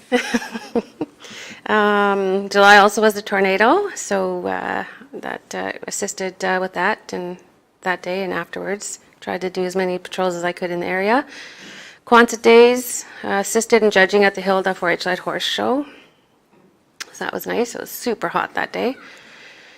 Regular patrols around the windmill sites, work sites. Just trying to figure out where rock trucks are supposed to be and speeders on the highway. Get quite a, you know, I think you guys get some complaints. We get some complaints about the speeders on Jenner and 41 North and 41 South, all their workers. So we try to patrol for them.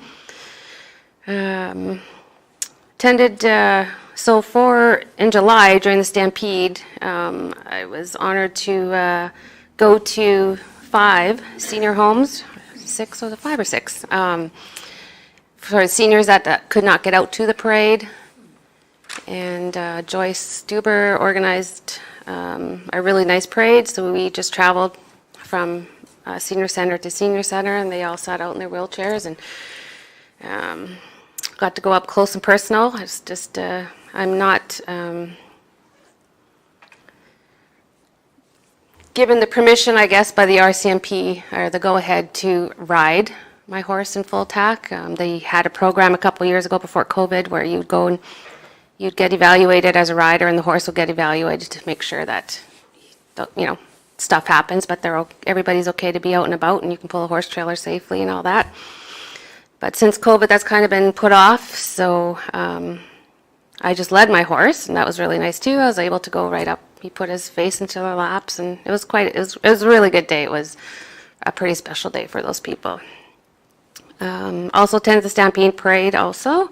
That was not in uniform. I just was dressed and won first prizes in the cowboy category, actually, so that was kind of nice.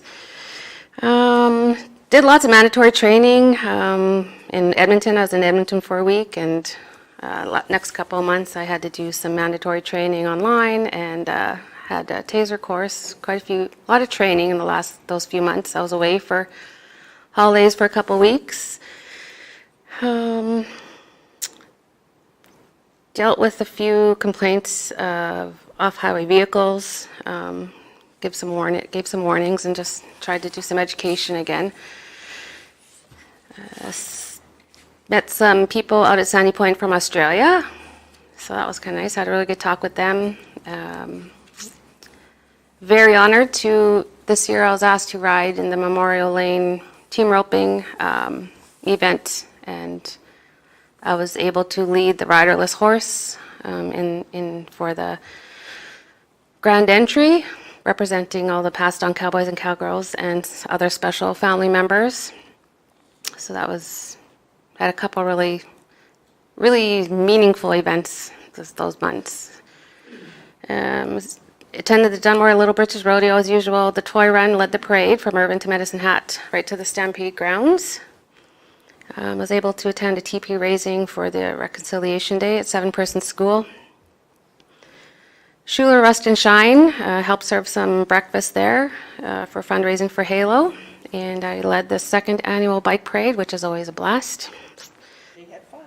They want to always pass me, those little guys, but keep them all behind control. Yeah, other than that, just the basic patrolling around and dealing with, helping the detachment out and dealing with other stuff. The detachment was also very busy with high priority calls those months, so just helping deal with that. Try to be everywhere. Michelle? I'll move to accept them. And is that Dawn and Melissa? Yes. That picture? Okay. Yes. Thanks. Well, no, that's just Dawn, actually. But isn't Melissa in the background? I'm not too sure. I don't know. I just saw it and I thought, is that who they are? I had to ask. Yeah, no, they came and they rode in the parade for the seniors' homes. I think Shane's Anybody has any volunteering to questions? try out that taser, aren't you? There's a fundraiser. Fundraiser for Halo.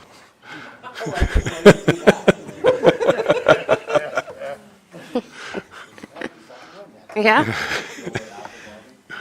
So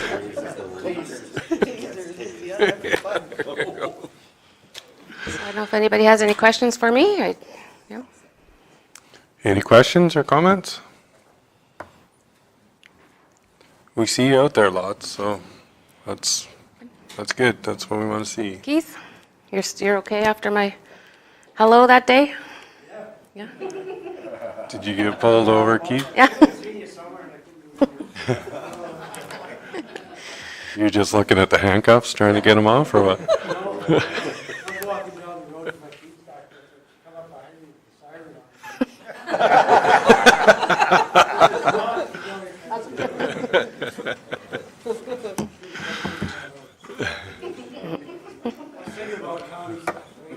Oh, okay. Freeze, you're stealing bail.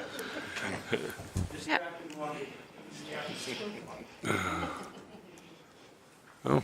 All's good. Thanks for listening.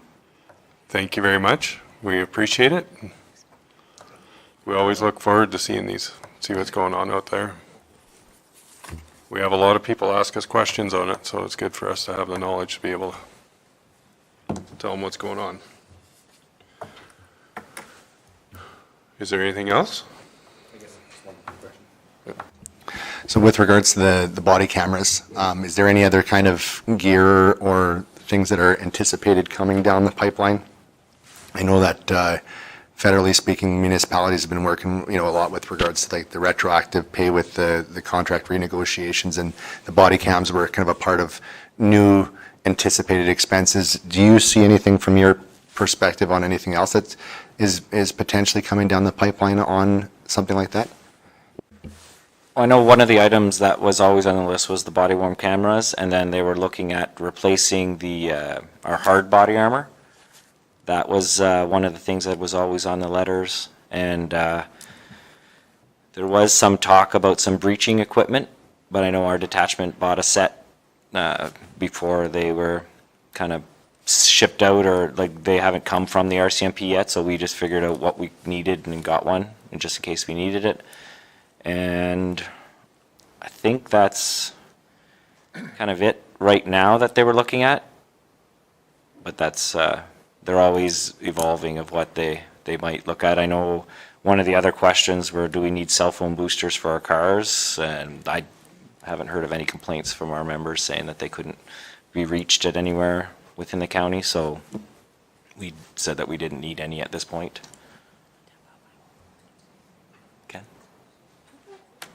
Yeah, no, I can.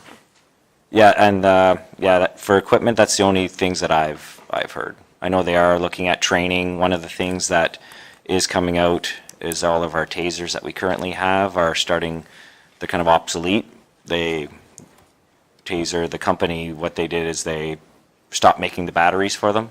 So now we have to upgrade. So what they're looking at is each individual person who is trained will get their own individually issued taser, and then it's theirs to take care of and deal with, and it's the newer model one. So that is something that is coming out, but I don't know when. And on another note, I just wanted to mention earlier this year, I put Rebecca's name forward for the Queen Elizabeth II Platinum, or Platinum Jubilee Medal on January 25th. She will be awarded that. So, and that was excellent. That was based on most of the stuff that she does and all of the community stuff that she does, both on her own time and with work. So that's good. Richard? I know I've said it before, but I do hear comments when I'm out and about, and they'll say, I can't believe there was a Mountie on this road. And, like they like it. They like the idea that it's totally unexpected. Of course, they're going to have to be a little more careful on the speed limit, but they like it that there's patrols going on. So we do get a thank you for that. So, yeah, great job.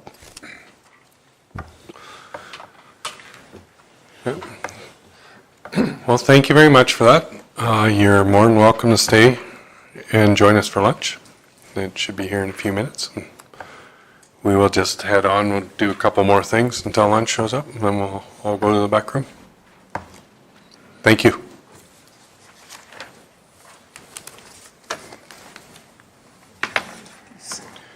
.1, Terlin?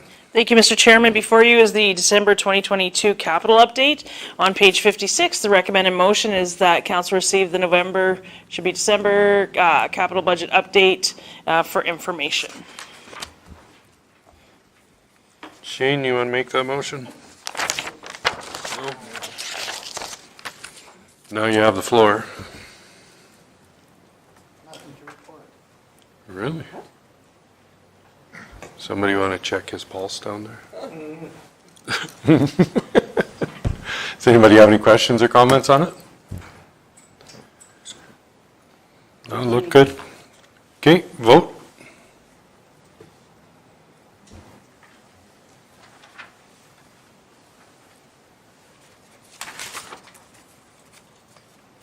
That's carried. 8.2, Terlin? Thank you, Mr. Chairman. Before you is the December 2022 operating update. It's on page 63. The recommended motion is that council receive the December 2022 operating financial update for information, and it starts on page 63.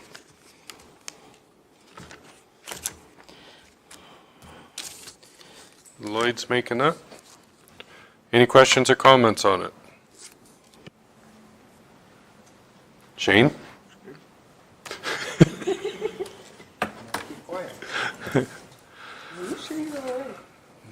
Well, it's hurting him to stay quiet over there.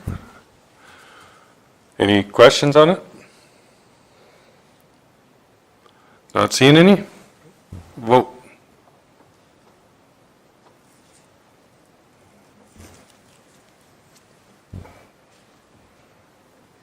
It's carried. Which one are we on here? CAO. CAO report. Before you, Reeve Council, is the CAO report, and it starts on page 91, and the recommended motion that council approve the administrative report as presented. Blaine's moving that. Anybody have any questions on it? Yep. I didn't get to say Shane quick enough. Go ahead, Shane. Yes, I know we discussed it before. How are we coming along to have a meeting with Alberta Transportation over this Highway 3? I know I even talked to somebody that they're looking at maybe putting in an ice cream shop in 7 Persons, but this highway, when you looked at Dustin's email, and I've seen it before, the realignment, we got to sit down with them and say enough is enough of this bullshit, and let's consult. Because where they want to go, they want to take out a feedlot and more irrigation. And it's time to sit down with them and hammer it out, and let's get to the bottom of it. There's people out there, they want to move their pivots, they maybe want to build a house. It's time that we sit down with them. If we got to get through the premier or whoever, but it's time to sit down and have a face-to-face dialogue meeting with them, and Edmonton can't make the decisions without first consulting with us. So as the information, so Mr. Chairman and Council, so as the information was just sent out last week, it would be appropriate to do a motion as per the information that was sent out, requesting a sit-down meeting with the concerns about the pivots and the feedlot, and asking for further consultation. I'll make that. Okay. We need a meeting. Because that was the first what was sent out last week. As soon as I got it, I sent it out. And Jerry Lau, I asked him who, he's the one that deals with the development side, and who, like, he's their contact person administratively. So we would let him know that there's this letter coming forth, and then on the political side, it would go to the Minister of AT, MLA, and... Yep. Shane's making the motion to set the meeting up. Yep. And surrounding municipalities as well. Yes, because everybody wants to know. Yep. And it's time to, let's get her done. We want the highway done, but we need to know where it's going, and enough of this. The realistic plan. I mean, we've all seen plans before where they even talked about an overpass at 7 Persons. Well, we know that's not going to happen. Yep. Let's sit down and have a realistic dialogue and realistic plan going forward here. Because, I mean, why throw more money at irrigation if we want to take it away on the highway over stupidity? We won't lose $54 million. Okay, Keith, and then Robert. So Shane, if I could ask you this question, like when I looked at this in around 7 Persons, I thought the original plan was just to widen right through where it already is. And, you know, I'm looking at Bow Island and I'm going, oh, scratching my head at what's going on there. Then when I look at what's happened down at Tabor, and they actually relocated people to widen the highway that were within their right-of-way, I'm going, I'm not sure why we have so much variance at this end. And then, of course, where it ties into Medicine Hat, then I'm going like, we've got a real bottleneck there. So, like, I fully concur with what you say. Let's actually sit down and let's figure out a plan that is going to be feasible. That's kind of my comment on that. Robin? Yeah, and maybe putting out the invitation to all stakeholders involved. I know, like, so is the plan right now to completely bypass 7 Persons? Is that what they're promoting? If you looked at that email from Dustin and that had sent out, it's just going, they're going to the north. Okay. And So your access to 7 persons is quite a ways away, but they're going through a feedlot, taking up more irrigation, more pivots and that. And I know when they did, like, where they start with Tabor to Burdette, yeah, they had to move the odd house and move the odd pivot back. It's going to happen. Even at if we just go right beside the existing highway, some places they're going to move because you can't go on the north side because you're too close to the railway tracks. So you got to go on the south side. Yes, some will have to move. Yes, there will be the odd house that may have to. But if you're going to shift the whole highway, you're taking 4 lanes now. But you still got the old highway sitting there, which is useless. Now you're building a total of new 4 lanes, way more. For why? If you look at it, they're not taking much of that curve out. So what's the big deal? Why are they thinking that even, is my, rationalization on it. I mean. And it's certainly going to impact 7 persons and the highway frontage, commercial and premium sausage. I know that Mr. Penner had kind of pulled me aside at one point, concerned that that would completely pull a lot of that traffic away. Okay. Okay.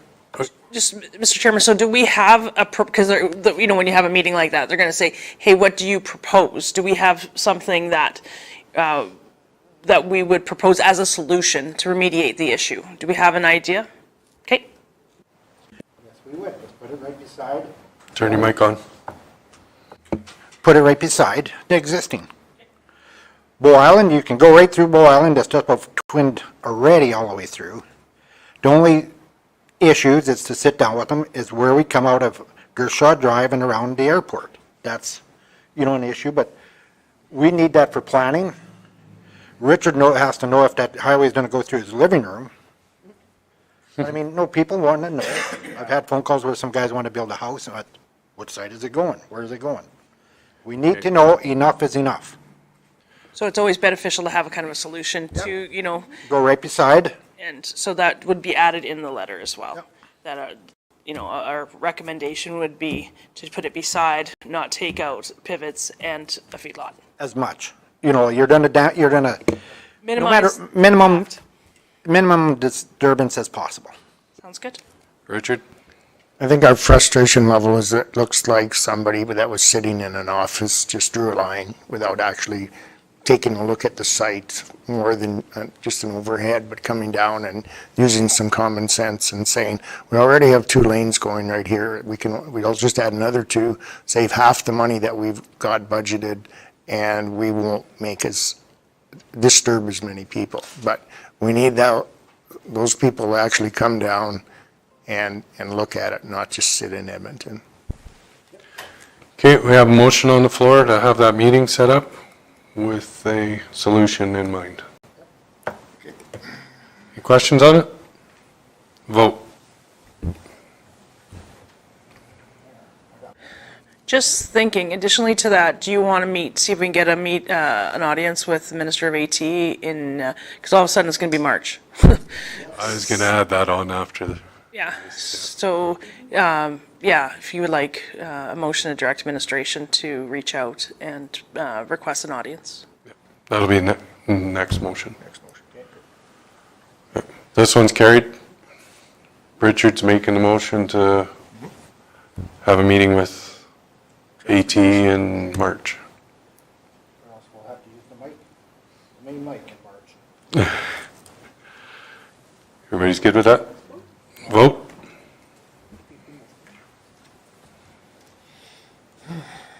That's carried. Okay, still on the CAO report. Blaine, you. Yeah, I just have a comment and a question, I guess, for Public Works. The comment was, thought things went very well with all the bad weather in December and the plowing of the roads and the sanding. I think I never had any complaints, so I think kudos to the Public Works Department for looking after the roads for us. But I do have one question in regards to the Greyburn Road Bridge construction that's going on there. I know it kind of got hit at a bad time when the weather come in and it wasn't quite completed, and I still have some complaints from residents wondering, whether it's completed or is there going to be some more work done on it in the spring, or where we're at with that. Yeah, through the chair. Yeah, so that project has not been completed. And so we'll be finalizing that in the spring. And part of that will be doing further compaction and bringing some more material into that road. Any other questions? Comments? Not seeing any? Vote.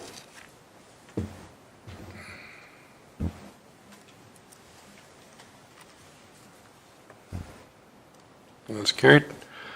Reeve and council reports. I didn't have anything to report when this was done, but I did end up doing a few meetings last week with the library and with the Lions Club. Very successful meetings with that. We were glad that they finally came to the table and talked about stuff. And when they left, they were happy.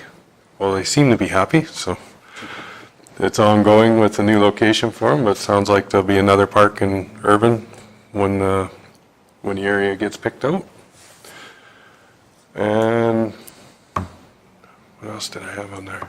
Went to the Mares and Reeves last Friday. There wasn't much of a change in there. I do have some information in the truck I forgot to bring in. I'll give that to Richard. It was more, they ended up holding the Mares and Reeves at the library in Lethbridge, so there was some information given out there on what the libraries are doing and how they're doing it. So I'll give that to Richard a little later. They run the same as Shortgrass down there. They take care of all the ones in the rural area and around. They're up to a lot of online books. They spend a lot of money every year for that, so it's all computerized and everything instead of having the hard copy. But they do have a lot of hard copy too, so it was pretty interesting to see. No MLAs or anybody made it to that meeting. Everybody was still turkey-doed, I guess, from the holidays. So Nathan Newdorf was live. We did get to ask him a few questions. He's a very intelligent man. He's good for southern Alberta and for Alberta. He's on the ball. That's it for me. We'll start with Keith. Work our way around. Okay, Richard and I went to the PEP in Bizano, and I'll let Richard takes much better notes than me. So he'll tell you about the meeting. I enjoyed the experience. I enjoyed getting to know some people, and you learn a little history about what's going on and different projects in the southern Alberta. I found it kind of interesting that they supported the rail line down there at Foremost. And I found that interesting just seeing how that's played out, how the rail yard thing in Oyen has turned out. And so I know when the windmills moved in, I couldn't figure, why in the world are they unloading them down at Foremost for? It just seemed like the most forgotten corner to unload them things in, but you start to understand a little bit of history. And it was good for that area. It's good for Oyen, and so it kind of gave me a little bit more understanding. And so other than that,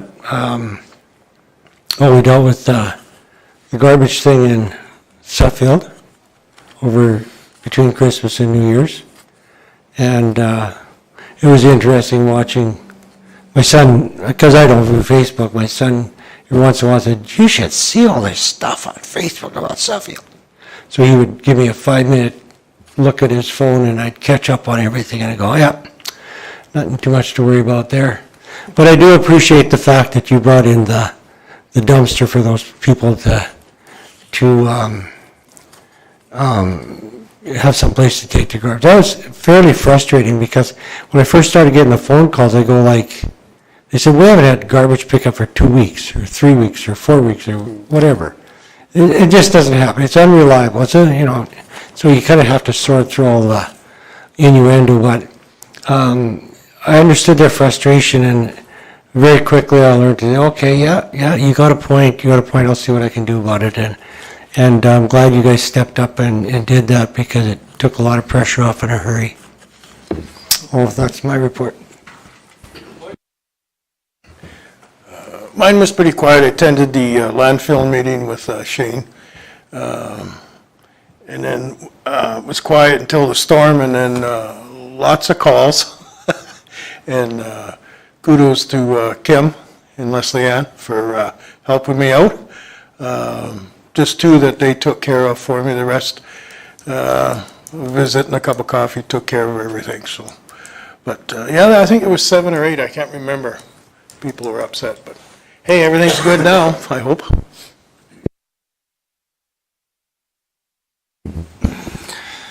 I think I took a couple of those calls there too, and with regards to priorities, and I believe that staff has been working on a couple of the things that we have sent in with regards to the one where out near neck of the woods.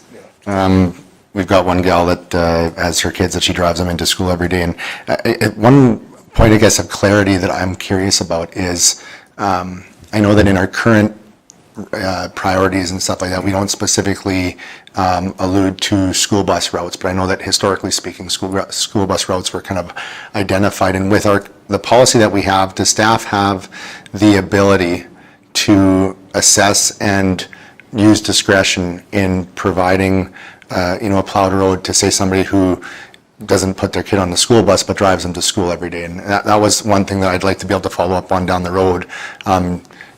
I think our policy is very good, and I think that it applies to 98.999% of cases, and I'm just kind of hopeful that we do have the ability to kind of look at that with discretion.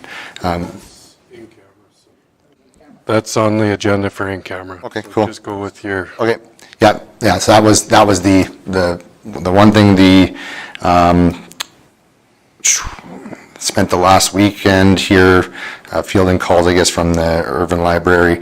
The one question I have, because I know it's a decision of council, we've made that decision, and moving forward, I haven't commented on anything with it, but with regards to the perception within the community and the concerns that they have, is there at least, like, I know when we have a public hearing, public have the ability to make their voice heard, and if there's ever any issues, there's steps that they can take to make sure that their voice is heard.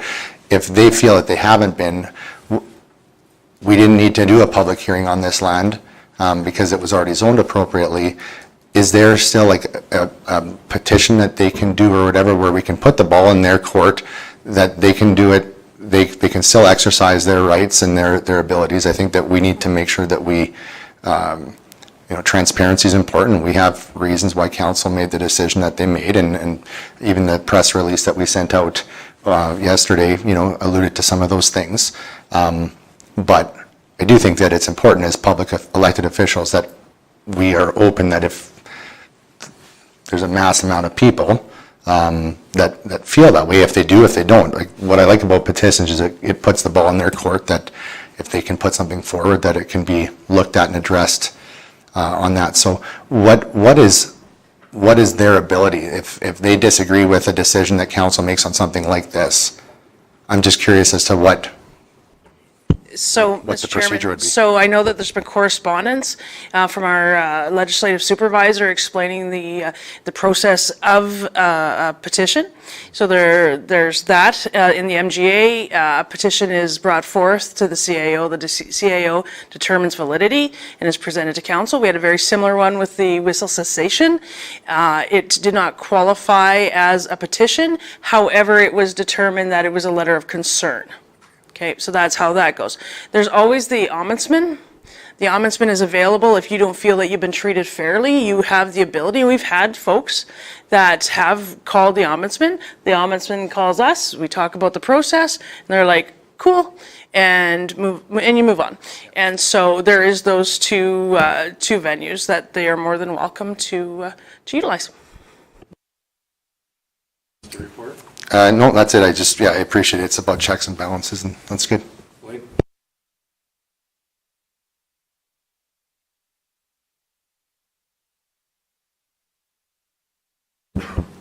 Sorry about that. I started the previous month off with a SATA course that certified me to be able to be on the appeal board, so it was a nice course. It was fun and enjoyed that, so apparently I got my certification. I passed.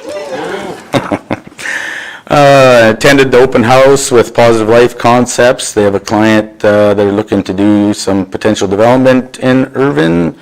A very interesting meeting that we had in Irvin.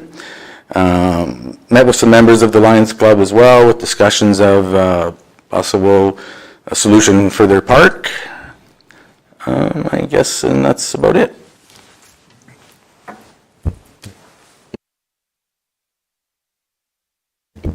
Mostly did phone calls with some ratepayers, just asking questions. Some of it, why are we doing this? Why are we doing that?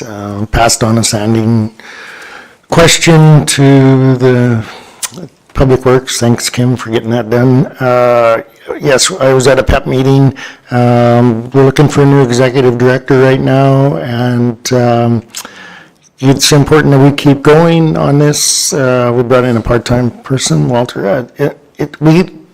PEP is government funded, and we don't want to lose that flow of that money, so we're working hard at that.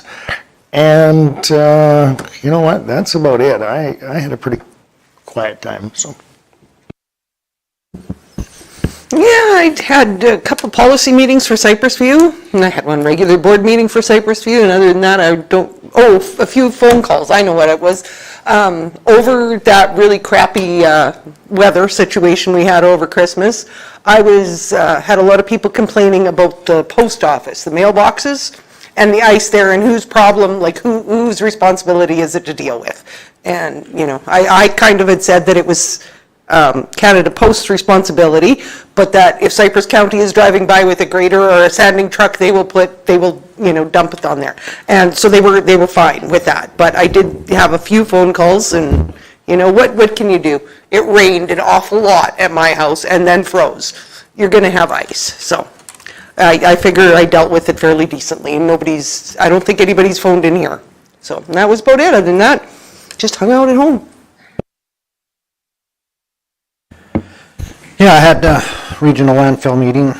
Only real update, Calgary is not bringing any garbage in yet, but I think they will eventually. And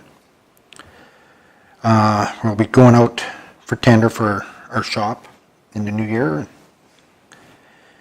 And some calls about icy conditions, which we'll be talking about later on. It's on the agenda here. Just some concerns and suggestions, and that we'll go over them. Okay, that's it. Thank you, Shane. Richard's moving the reports? Yes. Vote.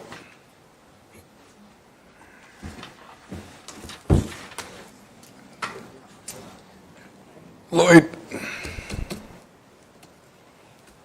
Okay, that's carried.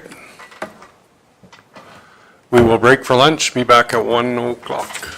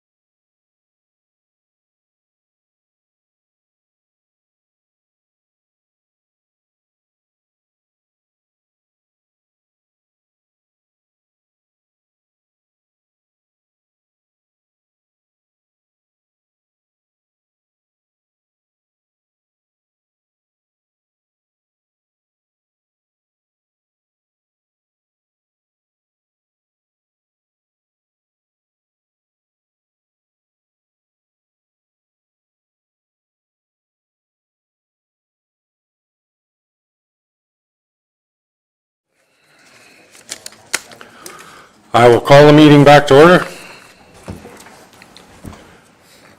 We are at 11.1, Tara Lynn. Thank you, Mr. Chairman. Before you is the Emergency Services Gap Analysis. It's on page 97. And the recommended motion is that council moves to accept the Emergency Services Gap Assessment and Analysis Report and presentation for information. And then the next step would be implementation at a future date. Is there any questions? Page 97. Thank you, Tara Lynn. I'll be the first one to be honest. I didn't read all of it. I got into it and it was like, oh, there's a lot in here. Would you like our fire chief to go through the PowerPoint? Please, if you wouldn't mind. There's a lot of information in there.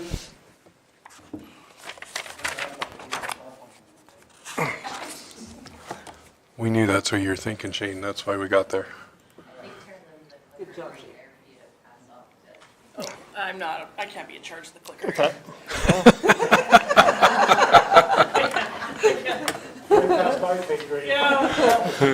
Yeah, we don't know. Yeah, there you go. Oh, you had it on. No. There you go. There we go. All right, so I'm not going to read it verbatim, but basically in 2016, the Alberta Fire Chiefs Association got a grant from the old Fire Commissioner's Office to build a risk assessment tool to understand, or a tool for municipalities and the fire chiefs or fire directors to really decide what level of service they should be delivering to their citizens. So we have access to this tool until the end of this year, to the end of this year. So I took all the information and I thought this is a really good next step after the 10-year operational plan. So really understand and let the tool tell us what kind of service we need to provide to our citizens in Cypress County. So what we did is there's a whole bunch of things that we entered into this tool, such as our population, what hazards we have in a jurisdiction, do we have lakes, rivers, parks, do we have major industry, things like that. And then it really returned us what kind of service that we should be providing our citizens. And it also gives a recommended training plan for our firefighters to be able to respond to these. So we necessarily don't have to follow all the NFPA certification. We have these job performance requirements that we could pick and choose based off the level of service. So we took the information up there, then we looked at what our call volume was, which we kind of presented to you before, and that really should dictate what level of service we should be providing our firefighters or our citizens. One of the other things that was interesting about this gap assessment is there's a potential to have some reduced insurance ratings for 2 areas within Cypress County. So the hamlets or the communities of Desert Bloom and in Dunmore could potentially have a little bit of an insurance break based on the responses of NFPA 1720, which is a standard for volunteer fire service. So what that says is anywhere that has a demographic of 500 to 1,000 people, if we can meet the objective of 10 firefighters in 10 minutes, 80% of the time, our potential residents could get a decrease in insurance.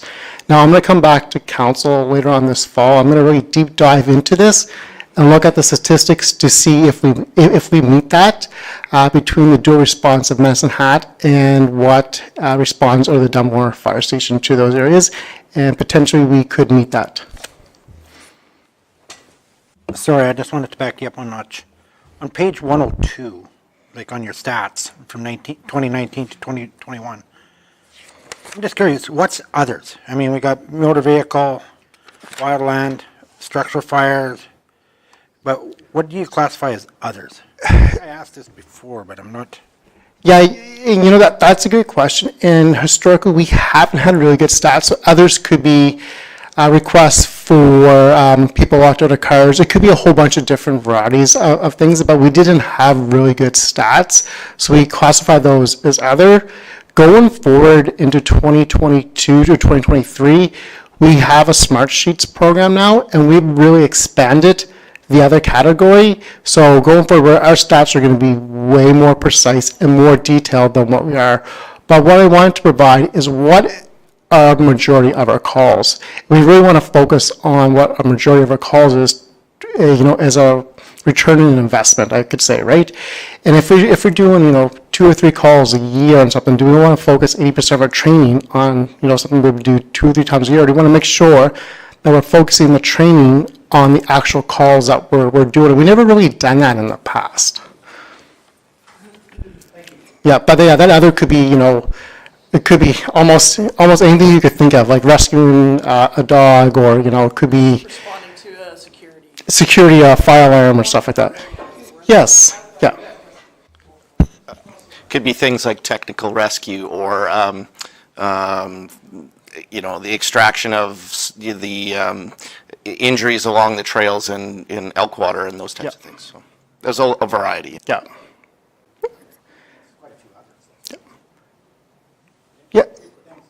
Yep. So, some municipalities adopt, for departments of career departments, they have 1710, and then other departments have 1720. So part of this gap assessment analysis was, things you could consider improvement on. So this is one area that I think we could meet without much requirements. We just have to really look at the stats and look at the response times and gather all that information. So throughout the year, I want to really deep dive into the last couple of years, specifically for Desert Bloom and for the Delmar area. And the other thing with 1720, it provides minimum staffing levels that we should be providing for structure fires.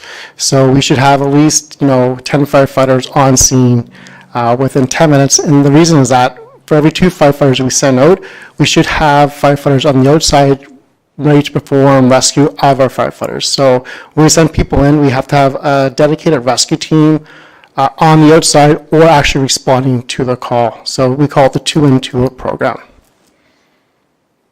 But again, this is not something we have in place now, and it's up to the 30-heaven jurisdiction to be able to implement this standard. The next one is, what is our risk management model? So we never really looked at, understanding what our risk is in the county, and I said really the risk comes down to, what are our objectives? So I built this chart here to really understand what is our goal? Where do we want to get to? So what's our objective? So our number one objective is to ensure that all of our firefighters are safe before anything else. Next, we want to ensure that our community is safe. Then we want to protect the property and ensure we have a good emergency response management plan. And how do we do that? So the first thing we have to do, we have to make sure we have good policies and procedures. Because without policies and procedures, we really have no guiding documentation or guidance of how we're going to respond to responses. Then the next thing is, our 10-year operational plan. So, we talked about that last year. The next part of the operational plan is to really understand what is a plan and what we want to focus on. Professional development is recommended. So a lot of fire departments focus on basic firefighting, but they kind of forget about the firefighters or staff that are there for 5, 10, 15 years, and what development do we do for them to keep them interested and develop them in their career. Volunteer firefighters is a career, and we do expect our volunteer firefighters to become officers and represent and lead. So, we have to have a development program for them, just like we do for career staff. And then obviously, data collection and analysis is very important, because we want to understand what we need to do. If we don't know what we're doing, we're just kind of guessing. Then organizational structure and the fire responses. And then the other requirements, we have requirements in the Alberta Building Code, local regulations, and insurance requirements. And then we have assessments, so we do self-assessments, internal audits, external audits, and what we call KPIs, or key performance indicators. And this is what we're kind of doing with this internal, external audit through the gap analysis. Then we look at what are our core activities.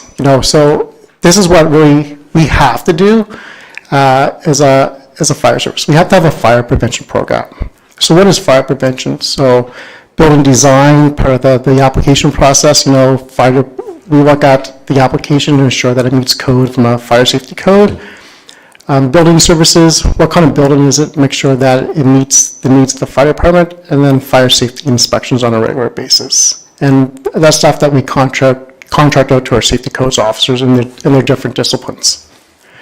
Education. I think we've done a great job with education over the last couple of years. We did community outreach programs. We had the wildfire information briefs in Suffield and Walsh last year.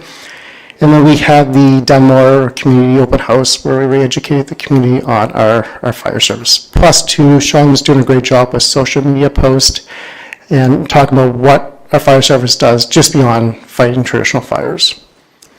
And then the fire impact management, so protecting firefighter safety, community safety, and protect property.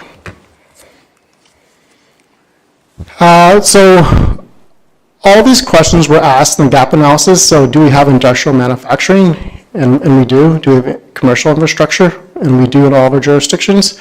We have highways in all of our jurisdictions or in our response zones.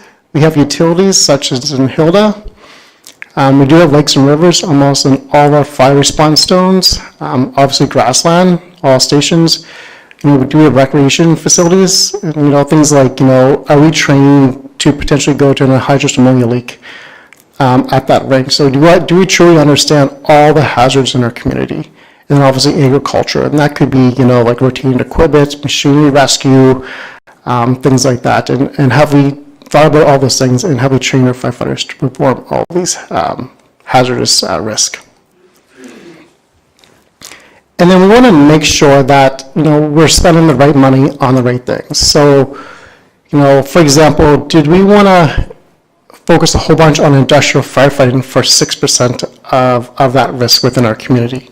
Or do we want to focus on, wildland firefighting operations, which represents 73% of our community? So it's very interesting that our fire responses coordinate with what infrastructure we have in our county. So if we exclude medical first response, MVCs and wildland firefighters are our two major responses within the county. Then after that, we have a bunch of others. And the other thing is, do we want to focus on training for things that we don't have within our county? So I thought this was very interesting, and this infrastructure chart really matches our responses, which actually matches the level of training that we're going to be going forward with. And these questions we asked, so level of service delivery, do we have the right asset in the right location, which is very key? And do we have training and certification to align with the services that are being provided? So those are all the questions I'm going to constantly ask, and our staff are constantly going to ask going forward to make sure that we're spending the right money in the right places, at the right location, at the right time to match the level of service.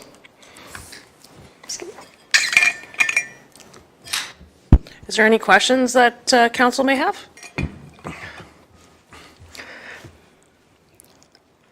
I'm almost done here. So this here is a map. So this represents all the grass fires. This is about 71% accurate. So Dale and the GIS team, we went through historically all the call records from 2019 to 2020.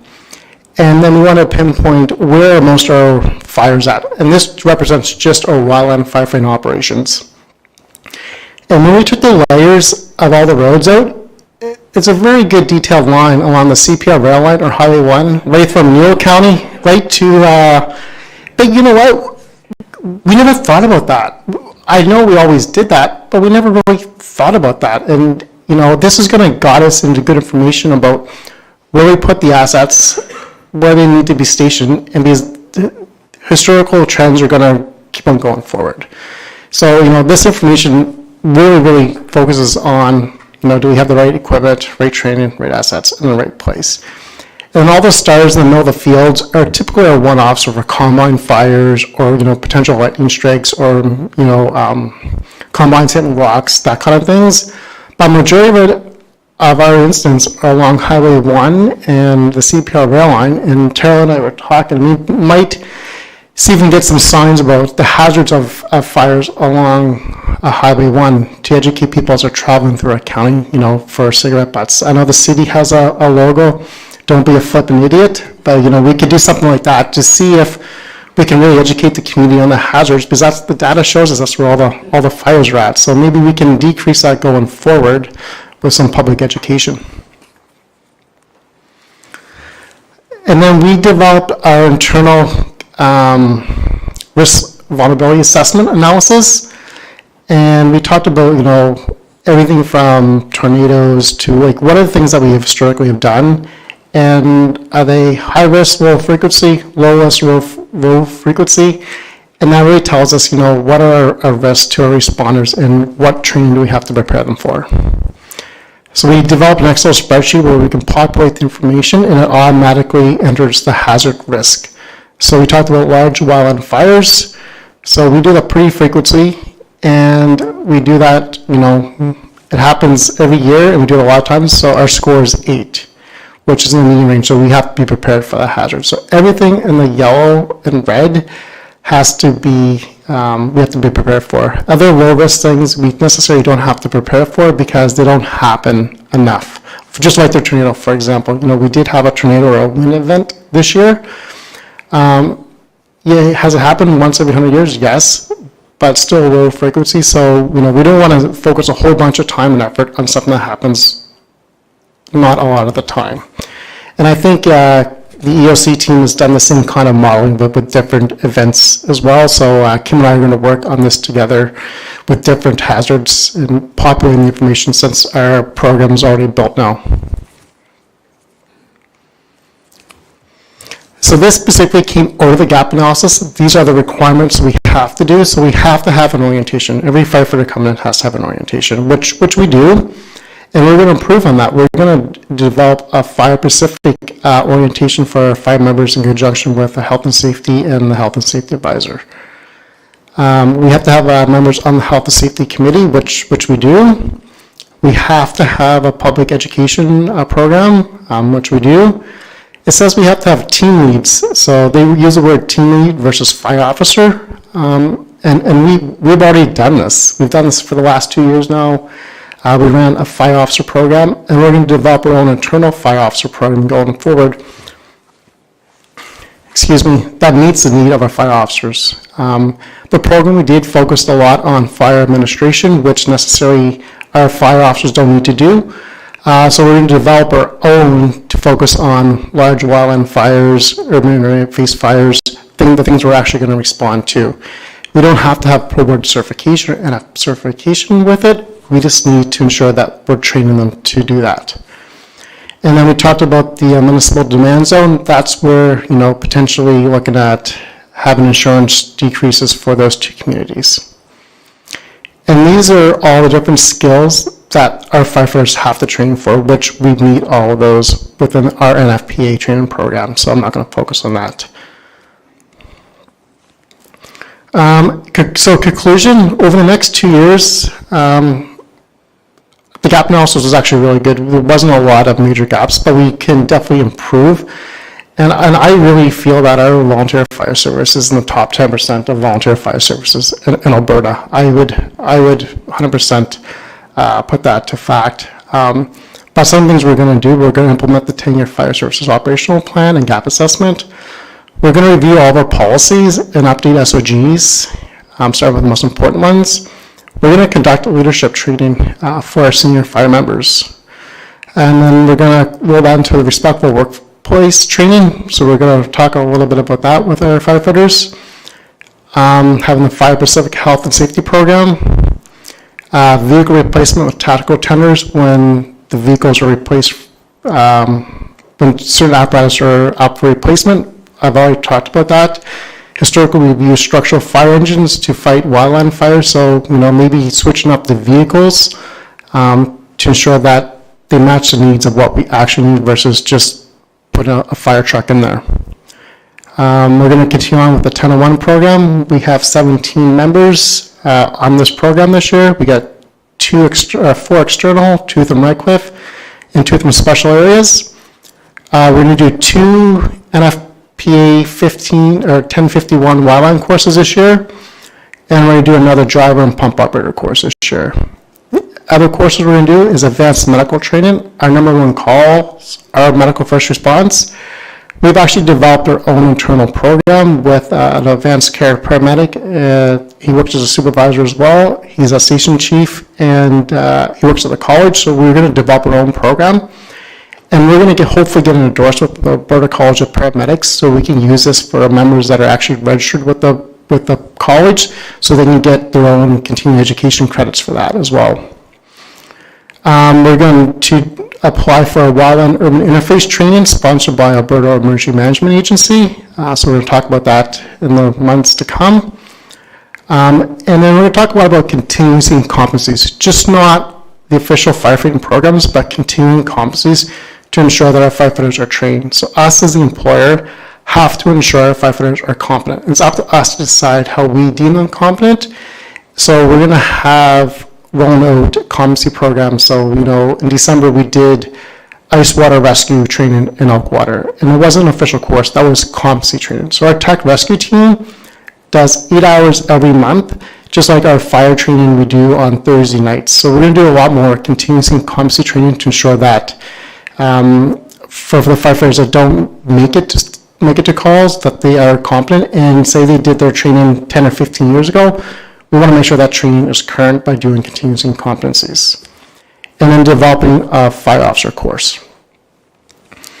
There's always a financial impact, but this gap assessment tells us that we are actually within our budget, and that the budget that we submitted was in alignment with what we need, so there is actually no additional cost for this gap analysis. And two, there's going to be another RFD I'll be talking about where we actually applied for a 2023 fire training grant.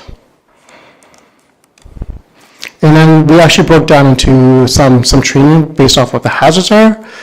I can go through if you want, but I broke it down into overall and then into individual stations. Okay, perfect. Any other questions?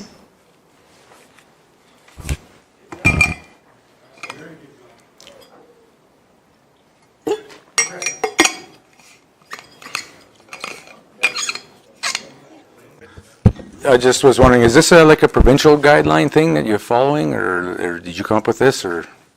No, so the gap, so that tool, I took all the data, so we had to create an account through the Alberta Fire Chiefs Association, which we're a member of, and I took all the specific information of Cypress County, put it into this tool, and then it spit out a whole bunch of data. I interpreted the data and then built this report off of the data that was provided, the recommendations that was provided.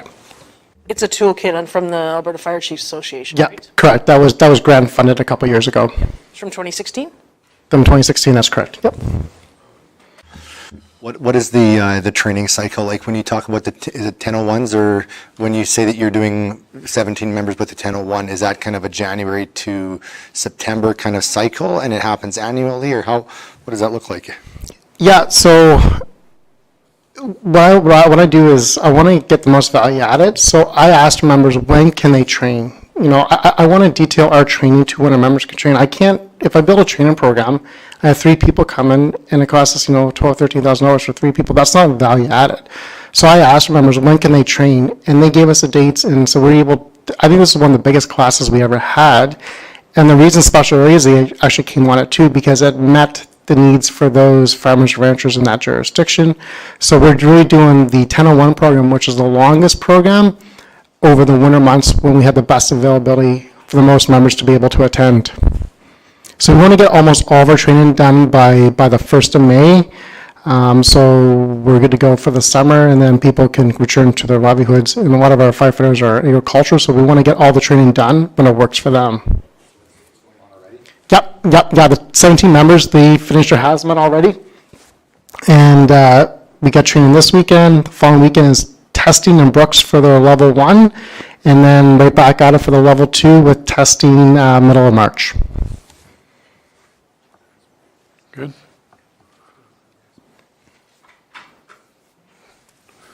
That's good. It's getting a little better organized for the training side of it. Any other questions or comments? Appreciate you taking the time to present it to us. Yep. Okay, who made the motion to accept this? Well, no, he was doing a presentation. So. Keith is making the motion to. I knew somebody did, couldn't remember. Any questions? Not seeing any? Vote.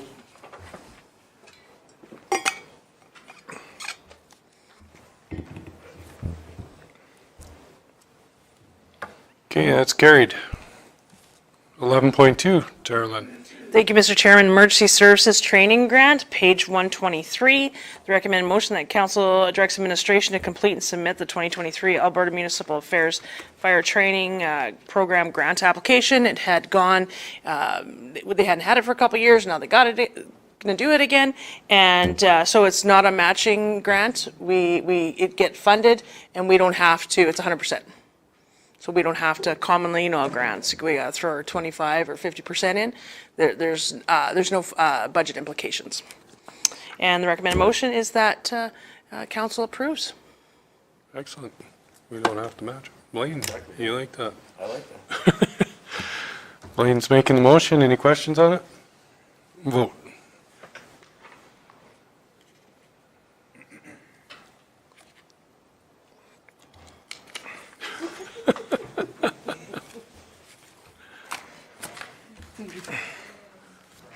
It's carried.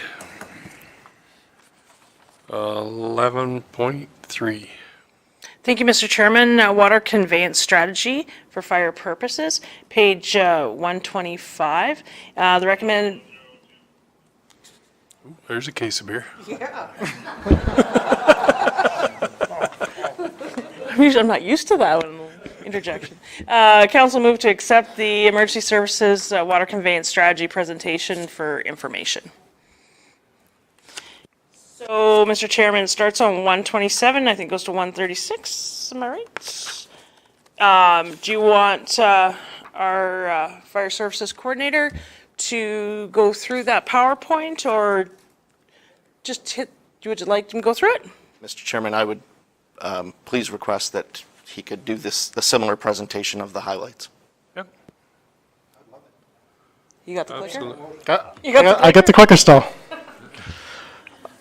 All right, so I'll really go through this. So this is council's direction. We made the motion as part of the RFD to purchase a tender. They asked for a water conveyance strategy. So fire administration, we sat down and developed a strategy at the council's request. So when it comes to rural firefighting, water is our most valuable asset in fire suppression. When we don't have an adequate water supply or the ability to convey water to the scene, we'll be inefficient in doing our jobs and mitigating the hazard and the potential risk. Each emergency situation is different, the location and the required water volumes. So referencing back to the 10-year operational plan, we use data analysis. We're considering future capital purchase of emergency vehicle replacements for different vehicles based off the needs. Training that is more fit for purpose for the level of service being provided in alignment with the level of service that Cypress County offers our firefighters. So data shows these are what we're doing for firefighting, and the water conveyance strategy will help us with all these situations. And I did exclude medical just because of the nature of the report. So we did a multi-year, multi-phase approach to make it more tangible, not such a strain on emergency services. So 2022, 2023, we're going to present the water conveyance strategy to council. We also developed an SOG to help with the water shuttle operations. Then we're going to deliver and conduct training for water conveyance operations. So now that we will have 2 vehicles to convey water, we can develop and deliver training on shuttle operations to more efficiently manage and provide adequate water to firefighting operations versus a single unit, which is going to be a huge plus. So we'll be able to get what we call shuttle operations going. And I put a formula in there that's based off an NFPA standard that we will be training to. The next one is identify and coordinate outside agencies that can support external shuttle operations. So CFB Southfield Fire is a great asset, and they do have some water tenders. The General Fire Department actually, I never thought outside the box, and I'm going to hopefully be able to use the General Fire Department more with their tender for the Southfield and Box Springs area going forward as well to get them on the road. Newell County has a lot of tenders, so we're going to try to do more cross collaboration with them on the Rolling Hills and Tilly Fire Departments. The Elkwater Colony has a great, what we call a tactical tender, which they already have. And then obviously we still want to use additional contractors as required, but we want to try to do it in-house. With them first 4, can you radio communicate with them? Is that finally in place that Like if Elkwater Colony comes onto site, you can direct them just with the radio instead of stopping and. Yeah, good question. So what we want to do is part of the wildfire grass SOG, we don't want people directly to go start fighting fire. We want them to report to command. So yes, they do all have radios, and all those agencies do have radios. We all are going to train. But we're going to have a more specific way of deploying assets, accounting for them, and deployment into firefighting operations. So we're going to get really better at deployment of our assets and how we use them going forward with wildland firefighting versus just rush into the scene. We really want to establish a proper command, use that command shower, and make sure that everyone's accounted for before they go and fight fire. And we're going to do mutual aid with CP Suffield in York County sometime this spring. That's great, but one little flaw there. 9 times, I know like with last year, the one fire out by me, there's 10, 12 people beat you guys there. So they're already on site fighting, so you won't be able to all of a sudden say, hey, you come over here, we got to talk first. They're there fighting, they'll blow you off in a heartbeat and say, you go there, we'll go here. A lot of the farmers do not know, but like when you say you wanted them to come to the command, well, you're not there yet, and there's 10, 12 people that are fighting it already. So it'll be hard for them to come, stop what they're doing and go back to the command center. Yep, nope, that's a great point, and we really can't control what the farmers and ranchers do before we get there. And what I'm specifically talking about are fire services members that we call upon. So all these agencies here are actually fire members besides Elkwater Colony, but the Elkwater Colony members that do respond are all members of the Elkwater Fire Station, so they understand that. So what want to ensure that we account for all of our firefighters. And the ranchers and farmers that are already there, we can't account for them. We're not going to give them any kind of direction, but we will still try to look out for overall safety and advise them if they are in danger. But I specifically want to make sure that all of our firefighters we call upon are accounted for, and we deploy them strategically, smartly, and efficiently. Well, I think that's a good point, and I agree with Shane, but I've gone to fires where I've been halfway in there and you don't know where to go. So it's good to have a command center to go to and say, okay, you guys go over here, because you don't know how to get to the fire or whatever. So I think there's a give and take there for sure. No, 100%. And, obviously we want to make sure everyone's safe fighting, but, especially the people that we call upon and the people that we direct. And I actually at that fire, Shane, I think you see me out there, and I was actually way above on top of a hill, so I could almost see the whole operation. I wasn't down worried about what was going on. I was at almost like a bird's eye view. I was lucky that I was at the top of the hill, and I could step in and I could see everything going on. But, having a command shower now and training more for firefighting and command tactics is going to be very important to move us to the next level in firefighting operations, to do it effectively, efficiently, and make sure that we have everyone accounted for. To your point, that's great, because with that new command center, like where you're sitting, so now you got some other people coming now. But now they can stop because he's up on the top there at the road. You guys go ahead, just want you to catch the hot spots behind, and then they go, no, I like that. Yeah, no, exactly. So, we're going to do things more efficiently, better, and smarter going forward.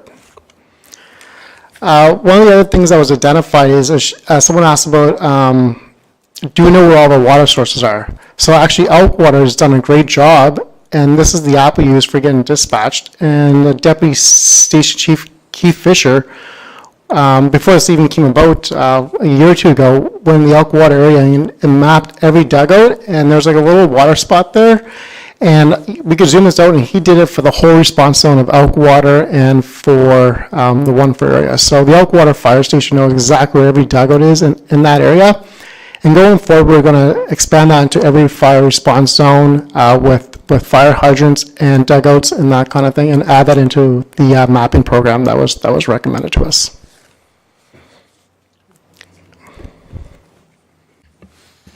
When you're mapping dugouts, are you going to look at the access to that dugout.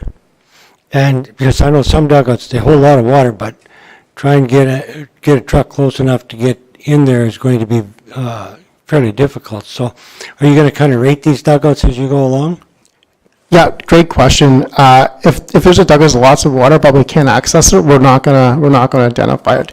We could potentially identify it for portable firefighting operations, but we're not gonna, if our fire apparatus can't get there, we're not gonna dedicate that as a dugout, just because of, obviously we wanna get vehicles stuck or damaged or, in the way. Shane? Just, I don't want to forget, when you talk about dugouts, just outside of Suffield, north side on Pipeline, across from the turnout, it's that gravel road that goes in, that first dugout has a spring, and you cannot drain it. Oh, really? Yes. I thought I'd mention it before I forget, but that's one that you can use, and it's right off the highway, it's right there. Okay. Perfect. That was off Highway? Off of Highway 1. Okay. Just east of Suffield, north side of Highway 1, Yep. across from the turnout. Okay. That gravel road goes into them gravel pits. And lots of people that, like, when we have fires, they'll come and tell us we're a water source. So a lot of farmers and ranchers are like, hey, we have a water source over here, or we have irrigated water source here, and they'll help us out and identify that. So we do a good job, but we're just going to move it to the next level as requested by council. And then here, now that we have a second tender, I wanted to really show how an IC can quickly determine how much water we need based off of the travel time, how much water we can pump, and how long it takes us to fill it up. I'm not going to get into the details of it, but this formula is actually pretty easy to do it, and this is part of the training that we're going to do in the spring, so we can ensure that we have adequate water supply for all fire scenes. Because the council did ask that question, is how do we know how much water we have? Well, we have a formula based off of fill time, dump time, and travel distance.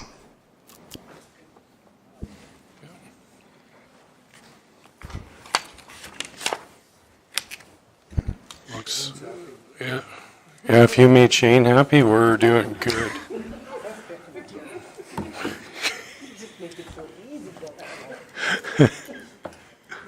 Oh, even mind.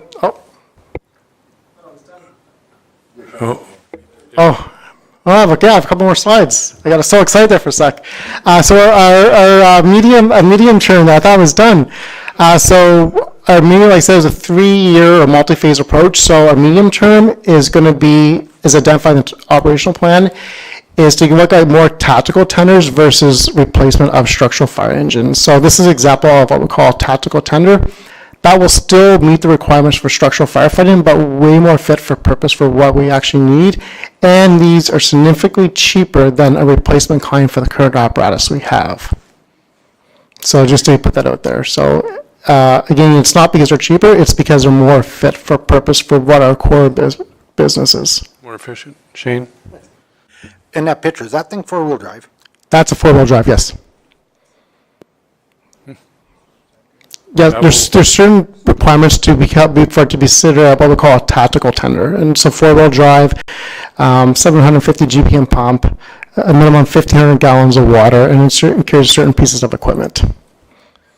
And maybe I can just throw in that in the slide there, it says that at current prices of today, that this type of unit is approximately $150,000 cheaper than the traditional fire engine that we would have at a fire station. So as Jason said, we're planting the seeds right now for the future to show you that we've got a strategy and that there is cost of savings to be had. But as Jason said, it's more about the right unit at the right location. Mm-hmm. So fit for purpose is using Jason's terms, but there is a significant cost savings without jeopardizing or sacrificing level of service to our ratepayers. Excellent. And then in 2026 to 2030, so we're going to talk about evaluation of, that tender, the first tender we do have will eventually need to be replaced. It's already 22 years old, but, we can worry about that and a long-term strategy and then, proper training for firefighting shuttle operations and fund and localize bodies of water for all the different geographical and response zone areas is what we're going to do over the long term. Hopefully sooner, but I want to be realistic with our plan to make sure that we are successful and we can meet our objectives and goals as required. Very good job. You did 98% of it. You forgot the last 2 pages. Any questions for him? I think council's been asking for this for quite a few years to know where we're at, so it's muchly appreciated that it's come forward. Oh, yeah. Yeah. Proactive instead of Jeffrey?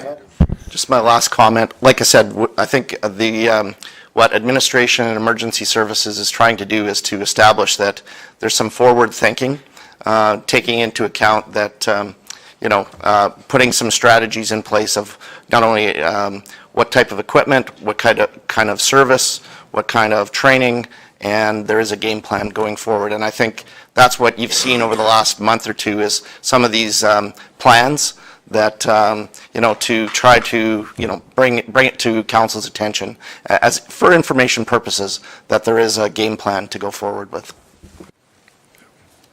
No, excellent. Lloyd's making a motion to accept for information. Thank you, Jason. That was well presented. Lloyd. Any questions, guys? Perfect. I'll ask for the vote.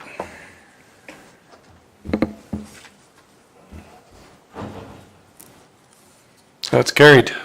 11.4, Terlin. Thank you, Mr. Chairman. Municipal Climate Change Meeting. So Councillor Vossler had forwarded this on and requested this item be added to the agenda in the hopes that a member of council could attend the first meeting to gain a better understanding of what this organization has to offer. And the meeting is going to take place online on the 12th. And so the recommended motion is council authorize a representative to join the Alberta Municipal Climate Leadership Council to attend the inaugural online meeting on January 12th. Lloyd? I'd like to volunteer for it. Quite interested in that. That's good. You're voluntold. So we have the information, so we'll get you set up before you head out today. We'll get that all. Did anybody else want to do it, Or, yeah. No, I nominate Lloyd.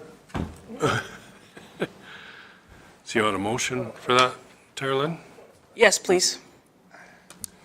Just for, Shane's. like, the first, to see what it's about, right? And then if it's good and we think we should do it, then more of us can go on, right? I have no idea. It looks interesting. I think it's something that we'll have to deal with in the future, so, yeah. I thought it was interesting too, but I'm not sure that it's going to warrant more of us taking it than just one to find out what it's about. Yeah, I think it was just one representative, Leslie Ann, or what did it, at this time? I think eventually, but I think Yeah. Okay. Sorry, we're not, Shane's making a motion for Lloyd to attend. Yep. Okay, vote.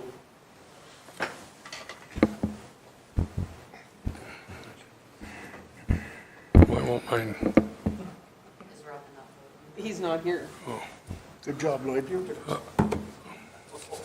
yeah, that's carried.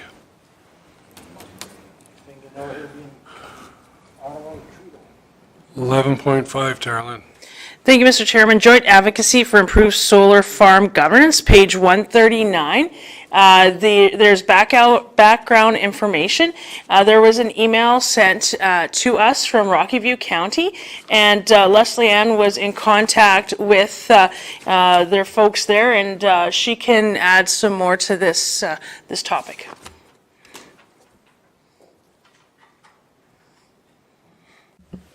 Yeah, so from the sounds of it, they're looking to hire a firm to kind of help advocate on our behalf for this. So this is kind of to do with, basically what it says, right? With towards a collaborative effort or whatever to advocate to the government so that the counties have more say when it comes to these solar projects and wind projects. No, RMA will take things forward. This is to advocate for, what's, They would engage someone such as the Alberta Council, a lobbyist. Municipalities, we advocate, and others lobby. that's the word I was looking for. Yeah, we advocate, but you would get a registered lobbyist to lobby. And to participate was, the financial implication was 10? They were hoping for 10. There was another municipality that, was that, Rocky View is Rocky View, I think. there's Rocky View, and then there was Clearwater County. Clearwater is interested in it as well.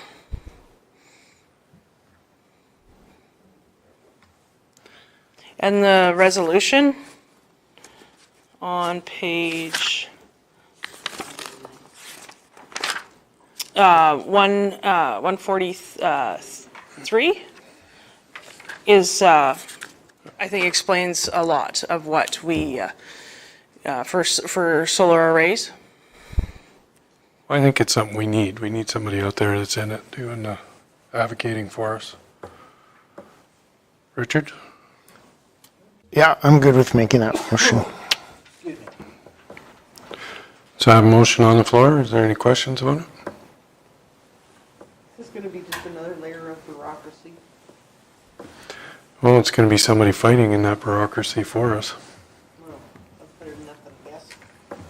Hopefully they'll be able to navigate it and get some provincial policy or start, because we've had resolution after resolution go to RMA, and there's been no resolution to the lack of policy for renewable energy.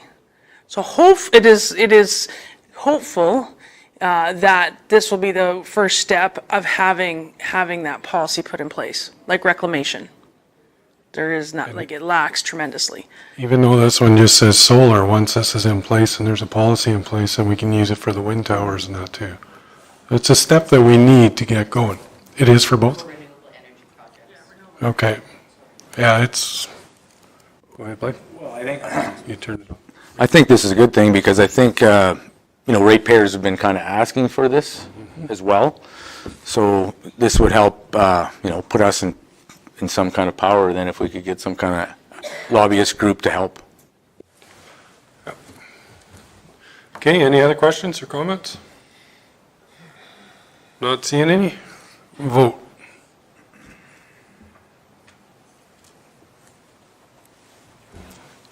Okay, that's carried.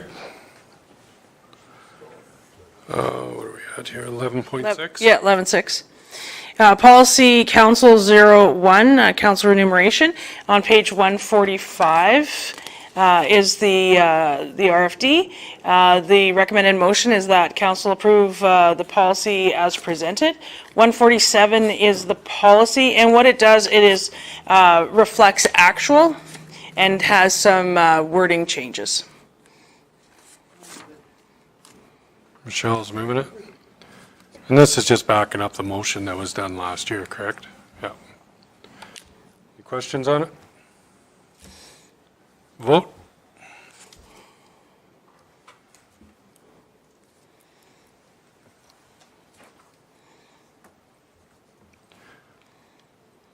Carried, 11.7. Thank you, Mr. Chairman. Policy Council 10, subsistence and travel, page 149. There is the RFD on page 149 and 150, and the policy on 151, and continues on. In this policy, there was, just to reflect actual for, as proved by motion of council, 75 cents per K for kilometer. It used to be called AMD&C, now it's RMA, those type of wording changes. Lane's making the motion. Any question on it? Not seeing any? Vote.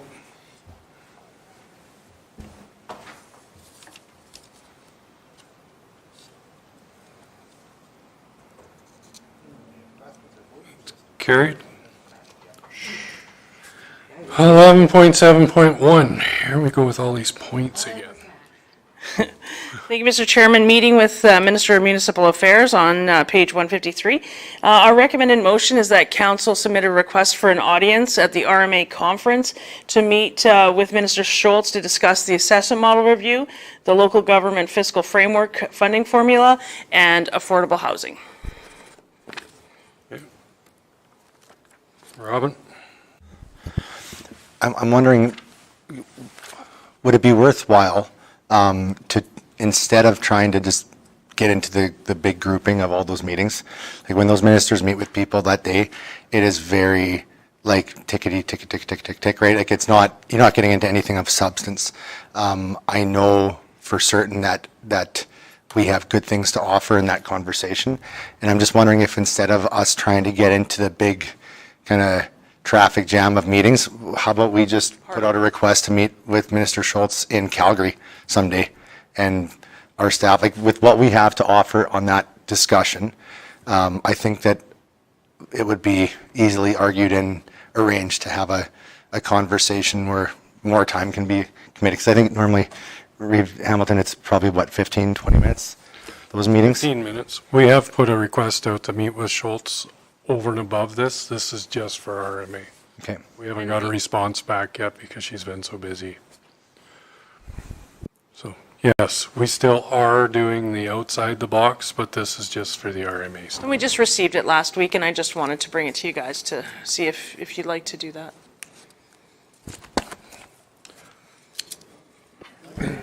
And the three things would be the local fiscal framework, local government fiscal framework, affordable housing, and then the assessment model review. You usually get 3 topics of discussion. And yeah, go ahead, Richard. Yeah, Robin, you're right, but anytime we can have a chance to be in somebody's face over this stuff, we should do it. So it's only 15 or 20 minutes for just a few of the councillors, so we should do it. Somebody making the motion? I'll amend my motion to that. Oh, did you make? Well, my motion was kind of that we would have a meeting outside of it with her, so I'll just amend my motion to the recommended motion that we put in to have that meeting at the RMA convention in the spring. Yeah. Sorry, to identify that, try to keep one like not just at RMA, but meet separately, and hopefully to meet up with at RMA. Is that okay? We still have the standing one prior. We should maybe send a reminder. Yeah. Maybe we should send a reminder on that.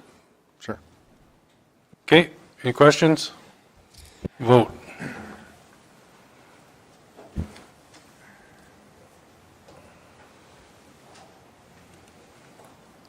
Is it cleared out there? Yeah, it looks like it. They moved outside. Are they? Scary woman. 11.8, Terrell. Sorry, thank you, Mr. Chairman.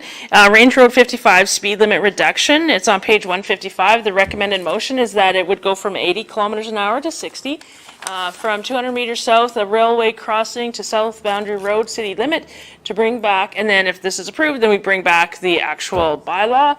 And yeah, it's on page 155, and that is where that RFD is. It was a request by a ratepayer through Deputy Reeve Oster. That's how this came to be. Okay, thank you, Terrell. Richard? Yes, I'd like to make that motion, and just to add a little bit to it,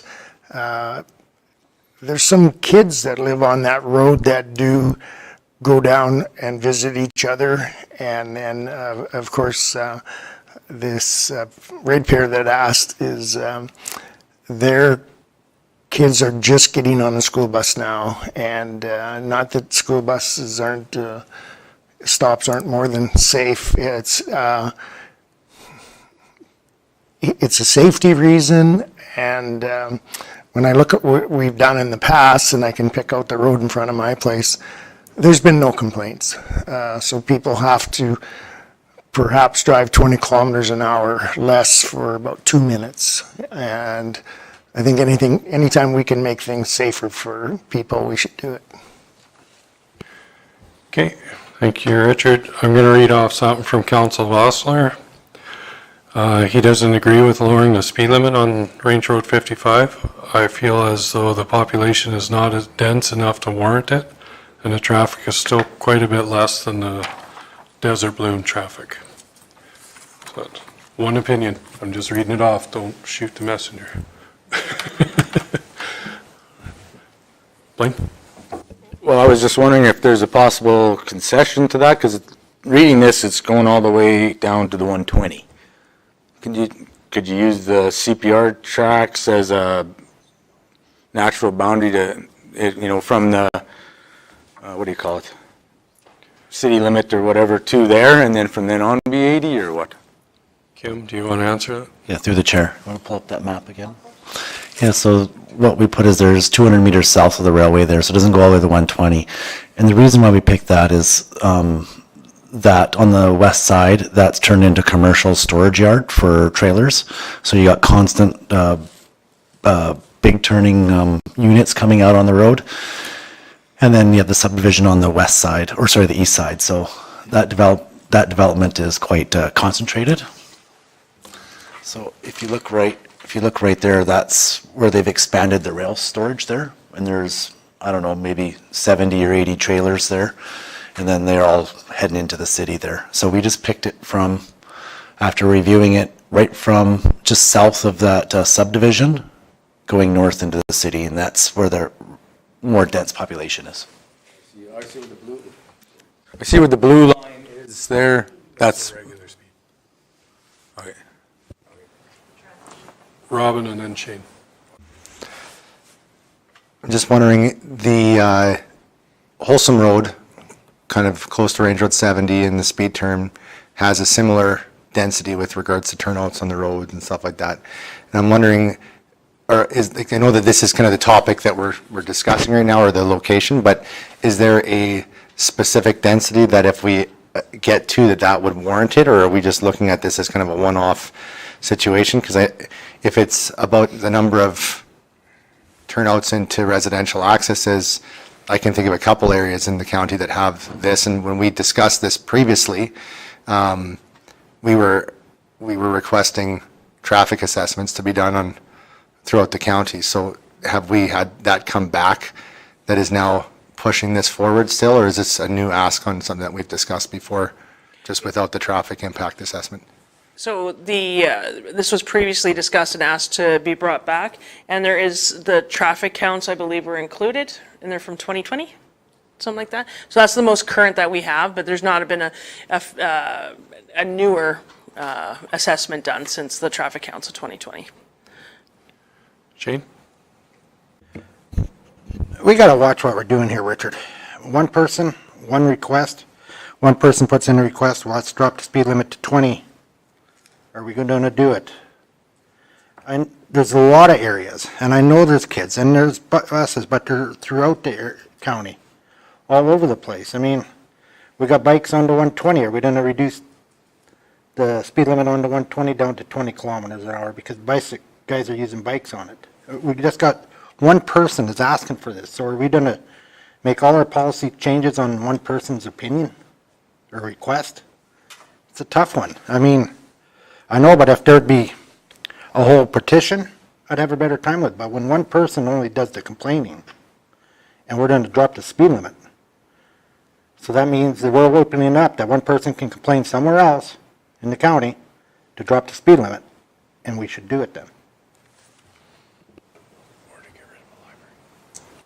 Well, I guess in response, yeah, we're not going to do traffic studies on every road. I think staff has more than enough work to do as it is.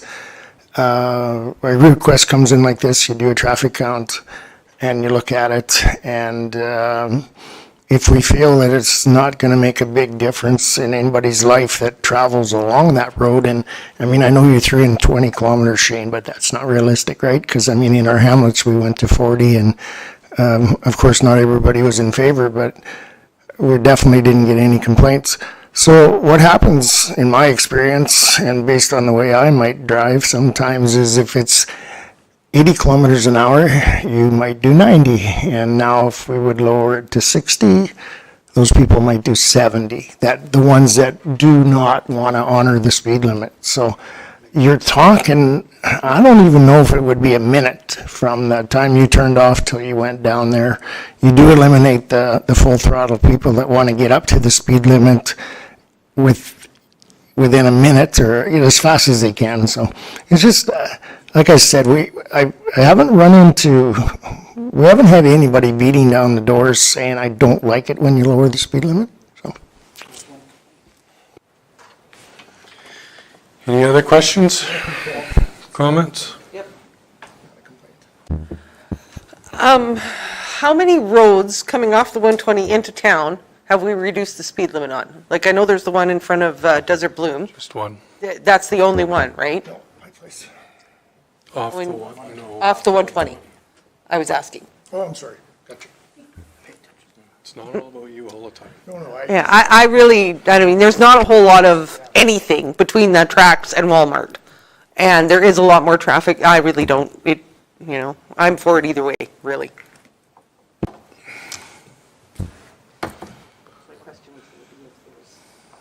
Robin? So ultimately, what I want to have answered is, I guess, the methodology that we would try to employ in order to justify lowering it. So when I think about Desert Bloom, we weren't going based off of the amount of approaches, because there's really only 3 or 4, but it must have been traffic count. Is that essentially, or like the amount of cars that were on it? Is that what we used to justify? I believe Desert Bloom's discussion was based upon the playground structure right along the road. Okay. And so that was one of the driving factors. Go ahead, Jeffrey. Sorry, yeah, and to Kim's point, another factor is there's the paved recreation trail right next to Township Road 1, or right next to the Range Road as well, so for safety reasons, for the pedestrians. It's a hard one. I understand, but you're right, it's only one person, so. And that's all we had was one person that came in and talked to us about lowering the speed limit in the hamlet of Dunmore. It wasn't a big group of people that come forward. It was one lady, Leanne Dooley, that brought it forward that she didn't feel it was safe for her kids. So I don't agree with the fact that we think we have to have a delegation come in and do this presentation. And to Shane, it's not a complaint. It's just a request that council look at it, and if they would be comfortable with it, it would be lowered, and if we're not comfortable with it, that doesn't get changed, okay? But it's not a complaint. But the Dunmore one was sent out. Did we not do a census on that? One person brought it forward, but we put it out for, a poll went out on it to do it. So a little more went into it than that. Sure. Kim? Yeah, through the chair. When we evaluated this, we were looking at not just the amount of people on this road. We were looking at there's commercial business with the trailers right adjacent to the rail line, which is not a perpendicular rail line. It's kind of comes off askew, an angle. And that's how we did, kind of when we looked at it, we were looking at the justification. It's because you have all those big trailers that are all heading north, going into the city. Like when they come pick up the trailer, they're going to cross that meridian and go north. So that's one of the reasons why we did the recommendation of 60, but you are right, in this kind of infrastructure and population, it would probably warrant more in the 80, but we were just looking at more of the commercial impact. Yeah, and Kim, thank you for that. Like, I'm not necessarily saying that 80 has to be where it is. I'm just saying that if we are looking at it being 60, if the criteria that we're considering is commercial, certain amount of density, certain amount of turnouts, to be consistent, I think that we should be applying that everywhere where that same thing is met. And if it's not necessary everywhere, is it being perceived as more necessary here because we've had a couple of calls on it? And so I just, at the end of the day, whatever direction we go, as long as we are consistent and have it as a policy based with the reason, I could support it. I don't necessarily know that we're there, but maybe we are, and maybe we need to talk to some of the people on there, or maybe that's something that we go to our ratepayers on. But I know when Dunmore had their speed reduced, I had 3 or 4 calls, and I'm not even the Dunmore guy. Like, not everybody loves reducing it. Not saying, again, that those 3 or 4 speak for everybody, but it wasn't without feedback. Any other questions or comments? Oh, Sir Lloyd. Finally. No, just kidding. Safety, and with the trucks and the kids, I'm for it. I'm for reducing it.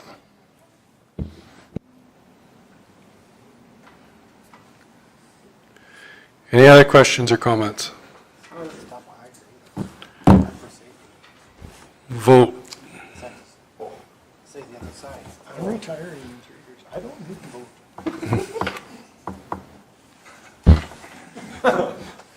Well, just for that. Just so you know. I'm not doing it for that reason. Oh, now. It's carried. So are we doing no methodology because we felt like it? Yep. Yeah. Enough reason. Yep, we're consistent. You can't have a method. 11.9, Terrell. Oh, 11.9, Shane. What?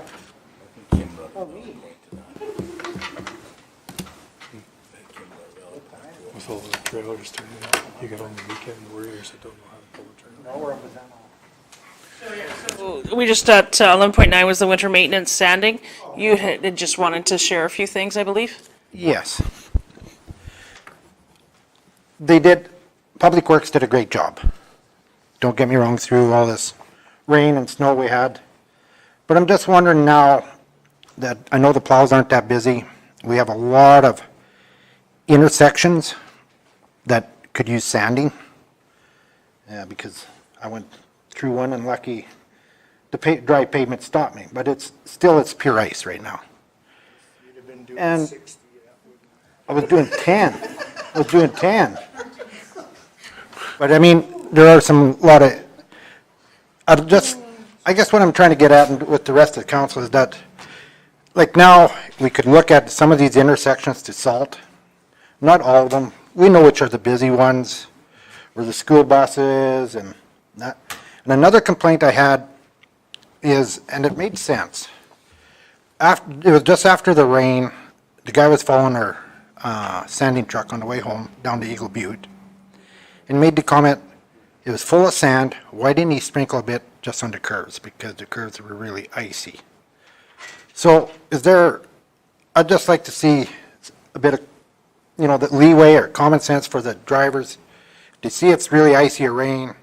Yeah, I'll put down some more sand, I'm gonna go through a bit, but on the curves, like now, for example, my range road 75, I come off of Highway 24, I was loaded with some hay, and I was going about 10 or, and lucky I caught the gravel on the edge, but now I couldn't just go back up, because I'm way out, I'm sliding, and it's pure ice, and the school buses use it too, so I'm just saying like now, when the plows aren't busy, I know we can't do it during the snow events and that, but just now that we could look after some of these intersections at times when it stays icy. It's not always, it doesn't always happen, but if we can just have, I guess, a little common sense approach to some of the stuff, sanding requirements. Blaine? Oh, Kim? Yeah, thank you, through the chair. So one of the things that we realized through this event is that we didn't have some of the infrastructure to use our graders to the best of their capability. So since then, we've actually ordered more sets of sandbit blades. We only had one set. Well, actually, we had 2 sets. And one of them stays up north because they're isolated. So that's one of the things that we've done. Particularly with the comment that you made on a gravel road, we were lacking in our infrastructure to protect our gravel infrastructure for the iciness or that buildup of ice. So we've actually went and got more sandvik blades now. I think we purchased 3 or 4 more sets, and that's looking at our own practice and what we could do better. So now Now we have 5 graders actually, because we put the Sandviks on our 2 spares so that they'll stay on our spares in the winter so that we can use them for this kind of a purpose. So that was one of the things that we recognized as one of our shortfalls during like a ice event, I guess I should say. And it was just it was a one-off for us. You know, not really one-off, but we wanted to be able to utilize our equipment better. So that is something that we've done since then. But in turn, this is interesting. I got a letter from an individual ratepayer said we were putting too much sand on. And It wasn't from Jenner, no. probably from Shane. No, but it's just interesting, like, it was a nice event and all that, but isn't that interesting, different people's perspective, right? It's just, Blaine? yeah. Well, all I was going to say is kind of the same thing, that we have a policy in place and we made a winter maintenance program, and I think we should let our public work, they addressed the situation as Kim just said. I mean, I know of an area out, I drove over to my daughter's the other day on a road that was still icy with a tractor. I was like spinning out with it, and it was just one of them events that are hard to control. And I think if we start sanding everywhere, we're going to open a big can of worms of everybody phoning in, I need sand here, I need sand there. I think we let our public works guys deal with it. Wayne, all I was getting at is not everywhere, just busy intersections where you can go sailing through. You know, where there's stop signs, not where there's a yield sign even, just where there's stop signs, where they're entering a major highways or something, just certain areas, not the whole roads and that, just intersections. But can they do that, like on major highways? 'Cause I No, know- no, no, entering back, they're still on our property. That's what I'm gonna say, is like the road coming out from Schuler. Oh, the road coming out from Schuler to the 41, right? That road is county, the highway is Volker. Well, that intersection pulling onto the highway is generally icy. I slide through it on a regular basis. Yeah, that's Volker. But it's Volker, that's what I'm saying, you gotta be careful, like who's to make that decision? Us, or should we leave it to Public Works who knows what they're doing? No, if you drove on 75, it's all oil coming down, and it's all ours, and it's pure ice. Yeah. Even till you get there. That's different, though, that's ours. But I mean, that's all I was getting at, is just, in certain areas, just a little, if there's common sense, or you can touch it. You're moving for information. I agree with you. For what? Are you receiving for information? Sure, I'll make a motion to receive for information, but also I have to compliment the staff too, because my corner on the 122, they do a very good job of it. Then they go up to the next crossroads, because there is 200 and some cars a day. But I guess what Shane is looking for is if that driver's going down the road and he sees a bad spot, but it's not part of his regular sanding duties, does he have the discretion to throw some down on a curve? Yeah, through the chair, yes, they do, according to the policy, if they find that there's somewhere that they can. And then also, we didn't have that capabilities with our graders. And so now with these different blades, we'll be able to scarify it and that'll make it, increase that traffic point. Perfect. I have a motion to receive for information. Keith, did you have something? Yeah, just a quick comment. When the sanding truck came out to Jenna, they didn't pass my yard. But when the grader came by, he did a wonderful job. He roughened that surface up, and it really made a big difference. So the blades are a good idea, and I think we really need to look at that, because it just made a world of difference on some of them gravel roads out of Jenner. Just having them bladed with that different blade. All right, got a motion on the floor, receive for information. Vote.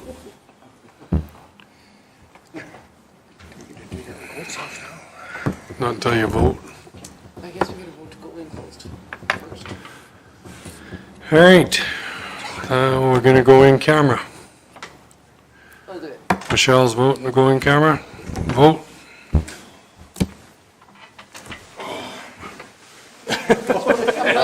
Everybody's hot. Yep.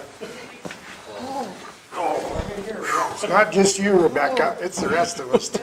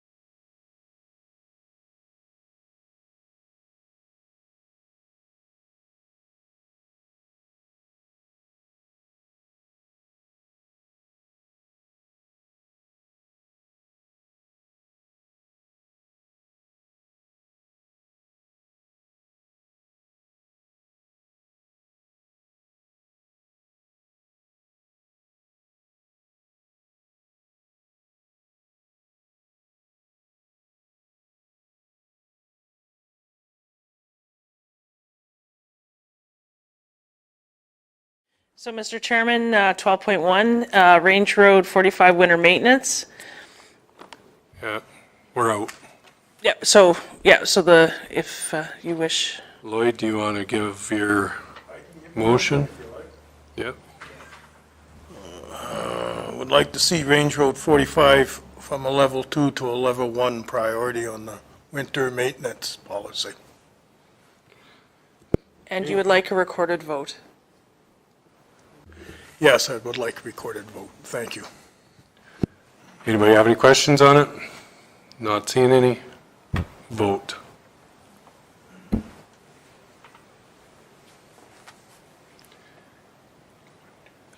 Yeah, it's the only two that voted yes are Lloyd and Robert. Defeated. Defeated. Richard, you're doing the motion for the $800 per acre on the. I guess so, sure. Yeah, you bet, I'm doing it. Selling. Yeah, say that again quickly.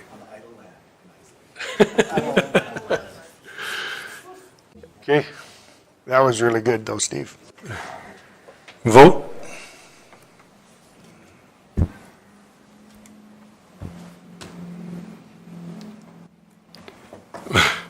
That's carried. Should be part of it. When you write it out, right, it should be part of that. Idle land and all this. Yeah. All right, I think that's it. Was there any more in there?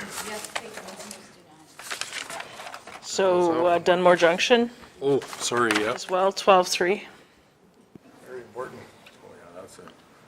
Yeah, who's making the motion to go? Michelle is. That's to do the full 76,000 on the, Do the TIA, stormwater, and design, detailed design. and we want it in the motion, get her done. Yeah. Vote.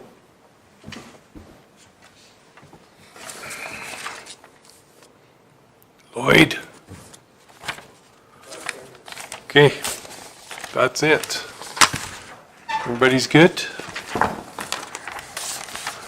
Adjourn the meeting.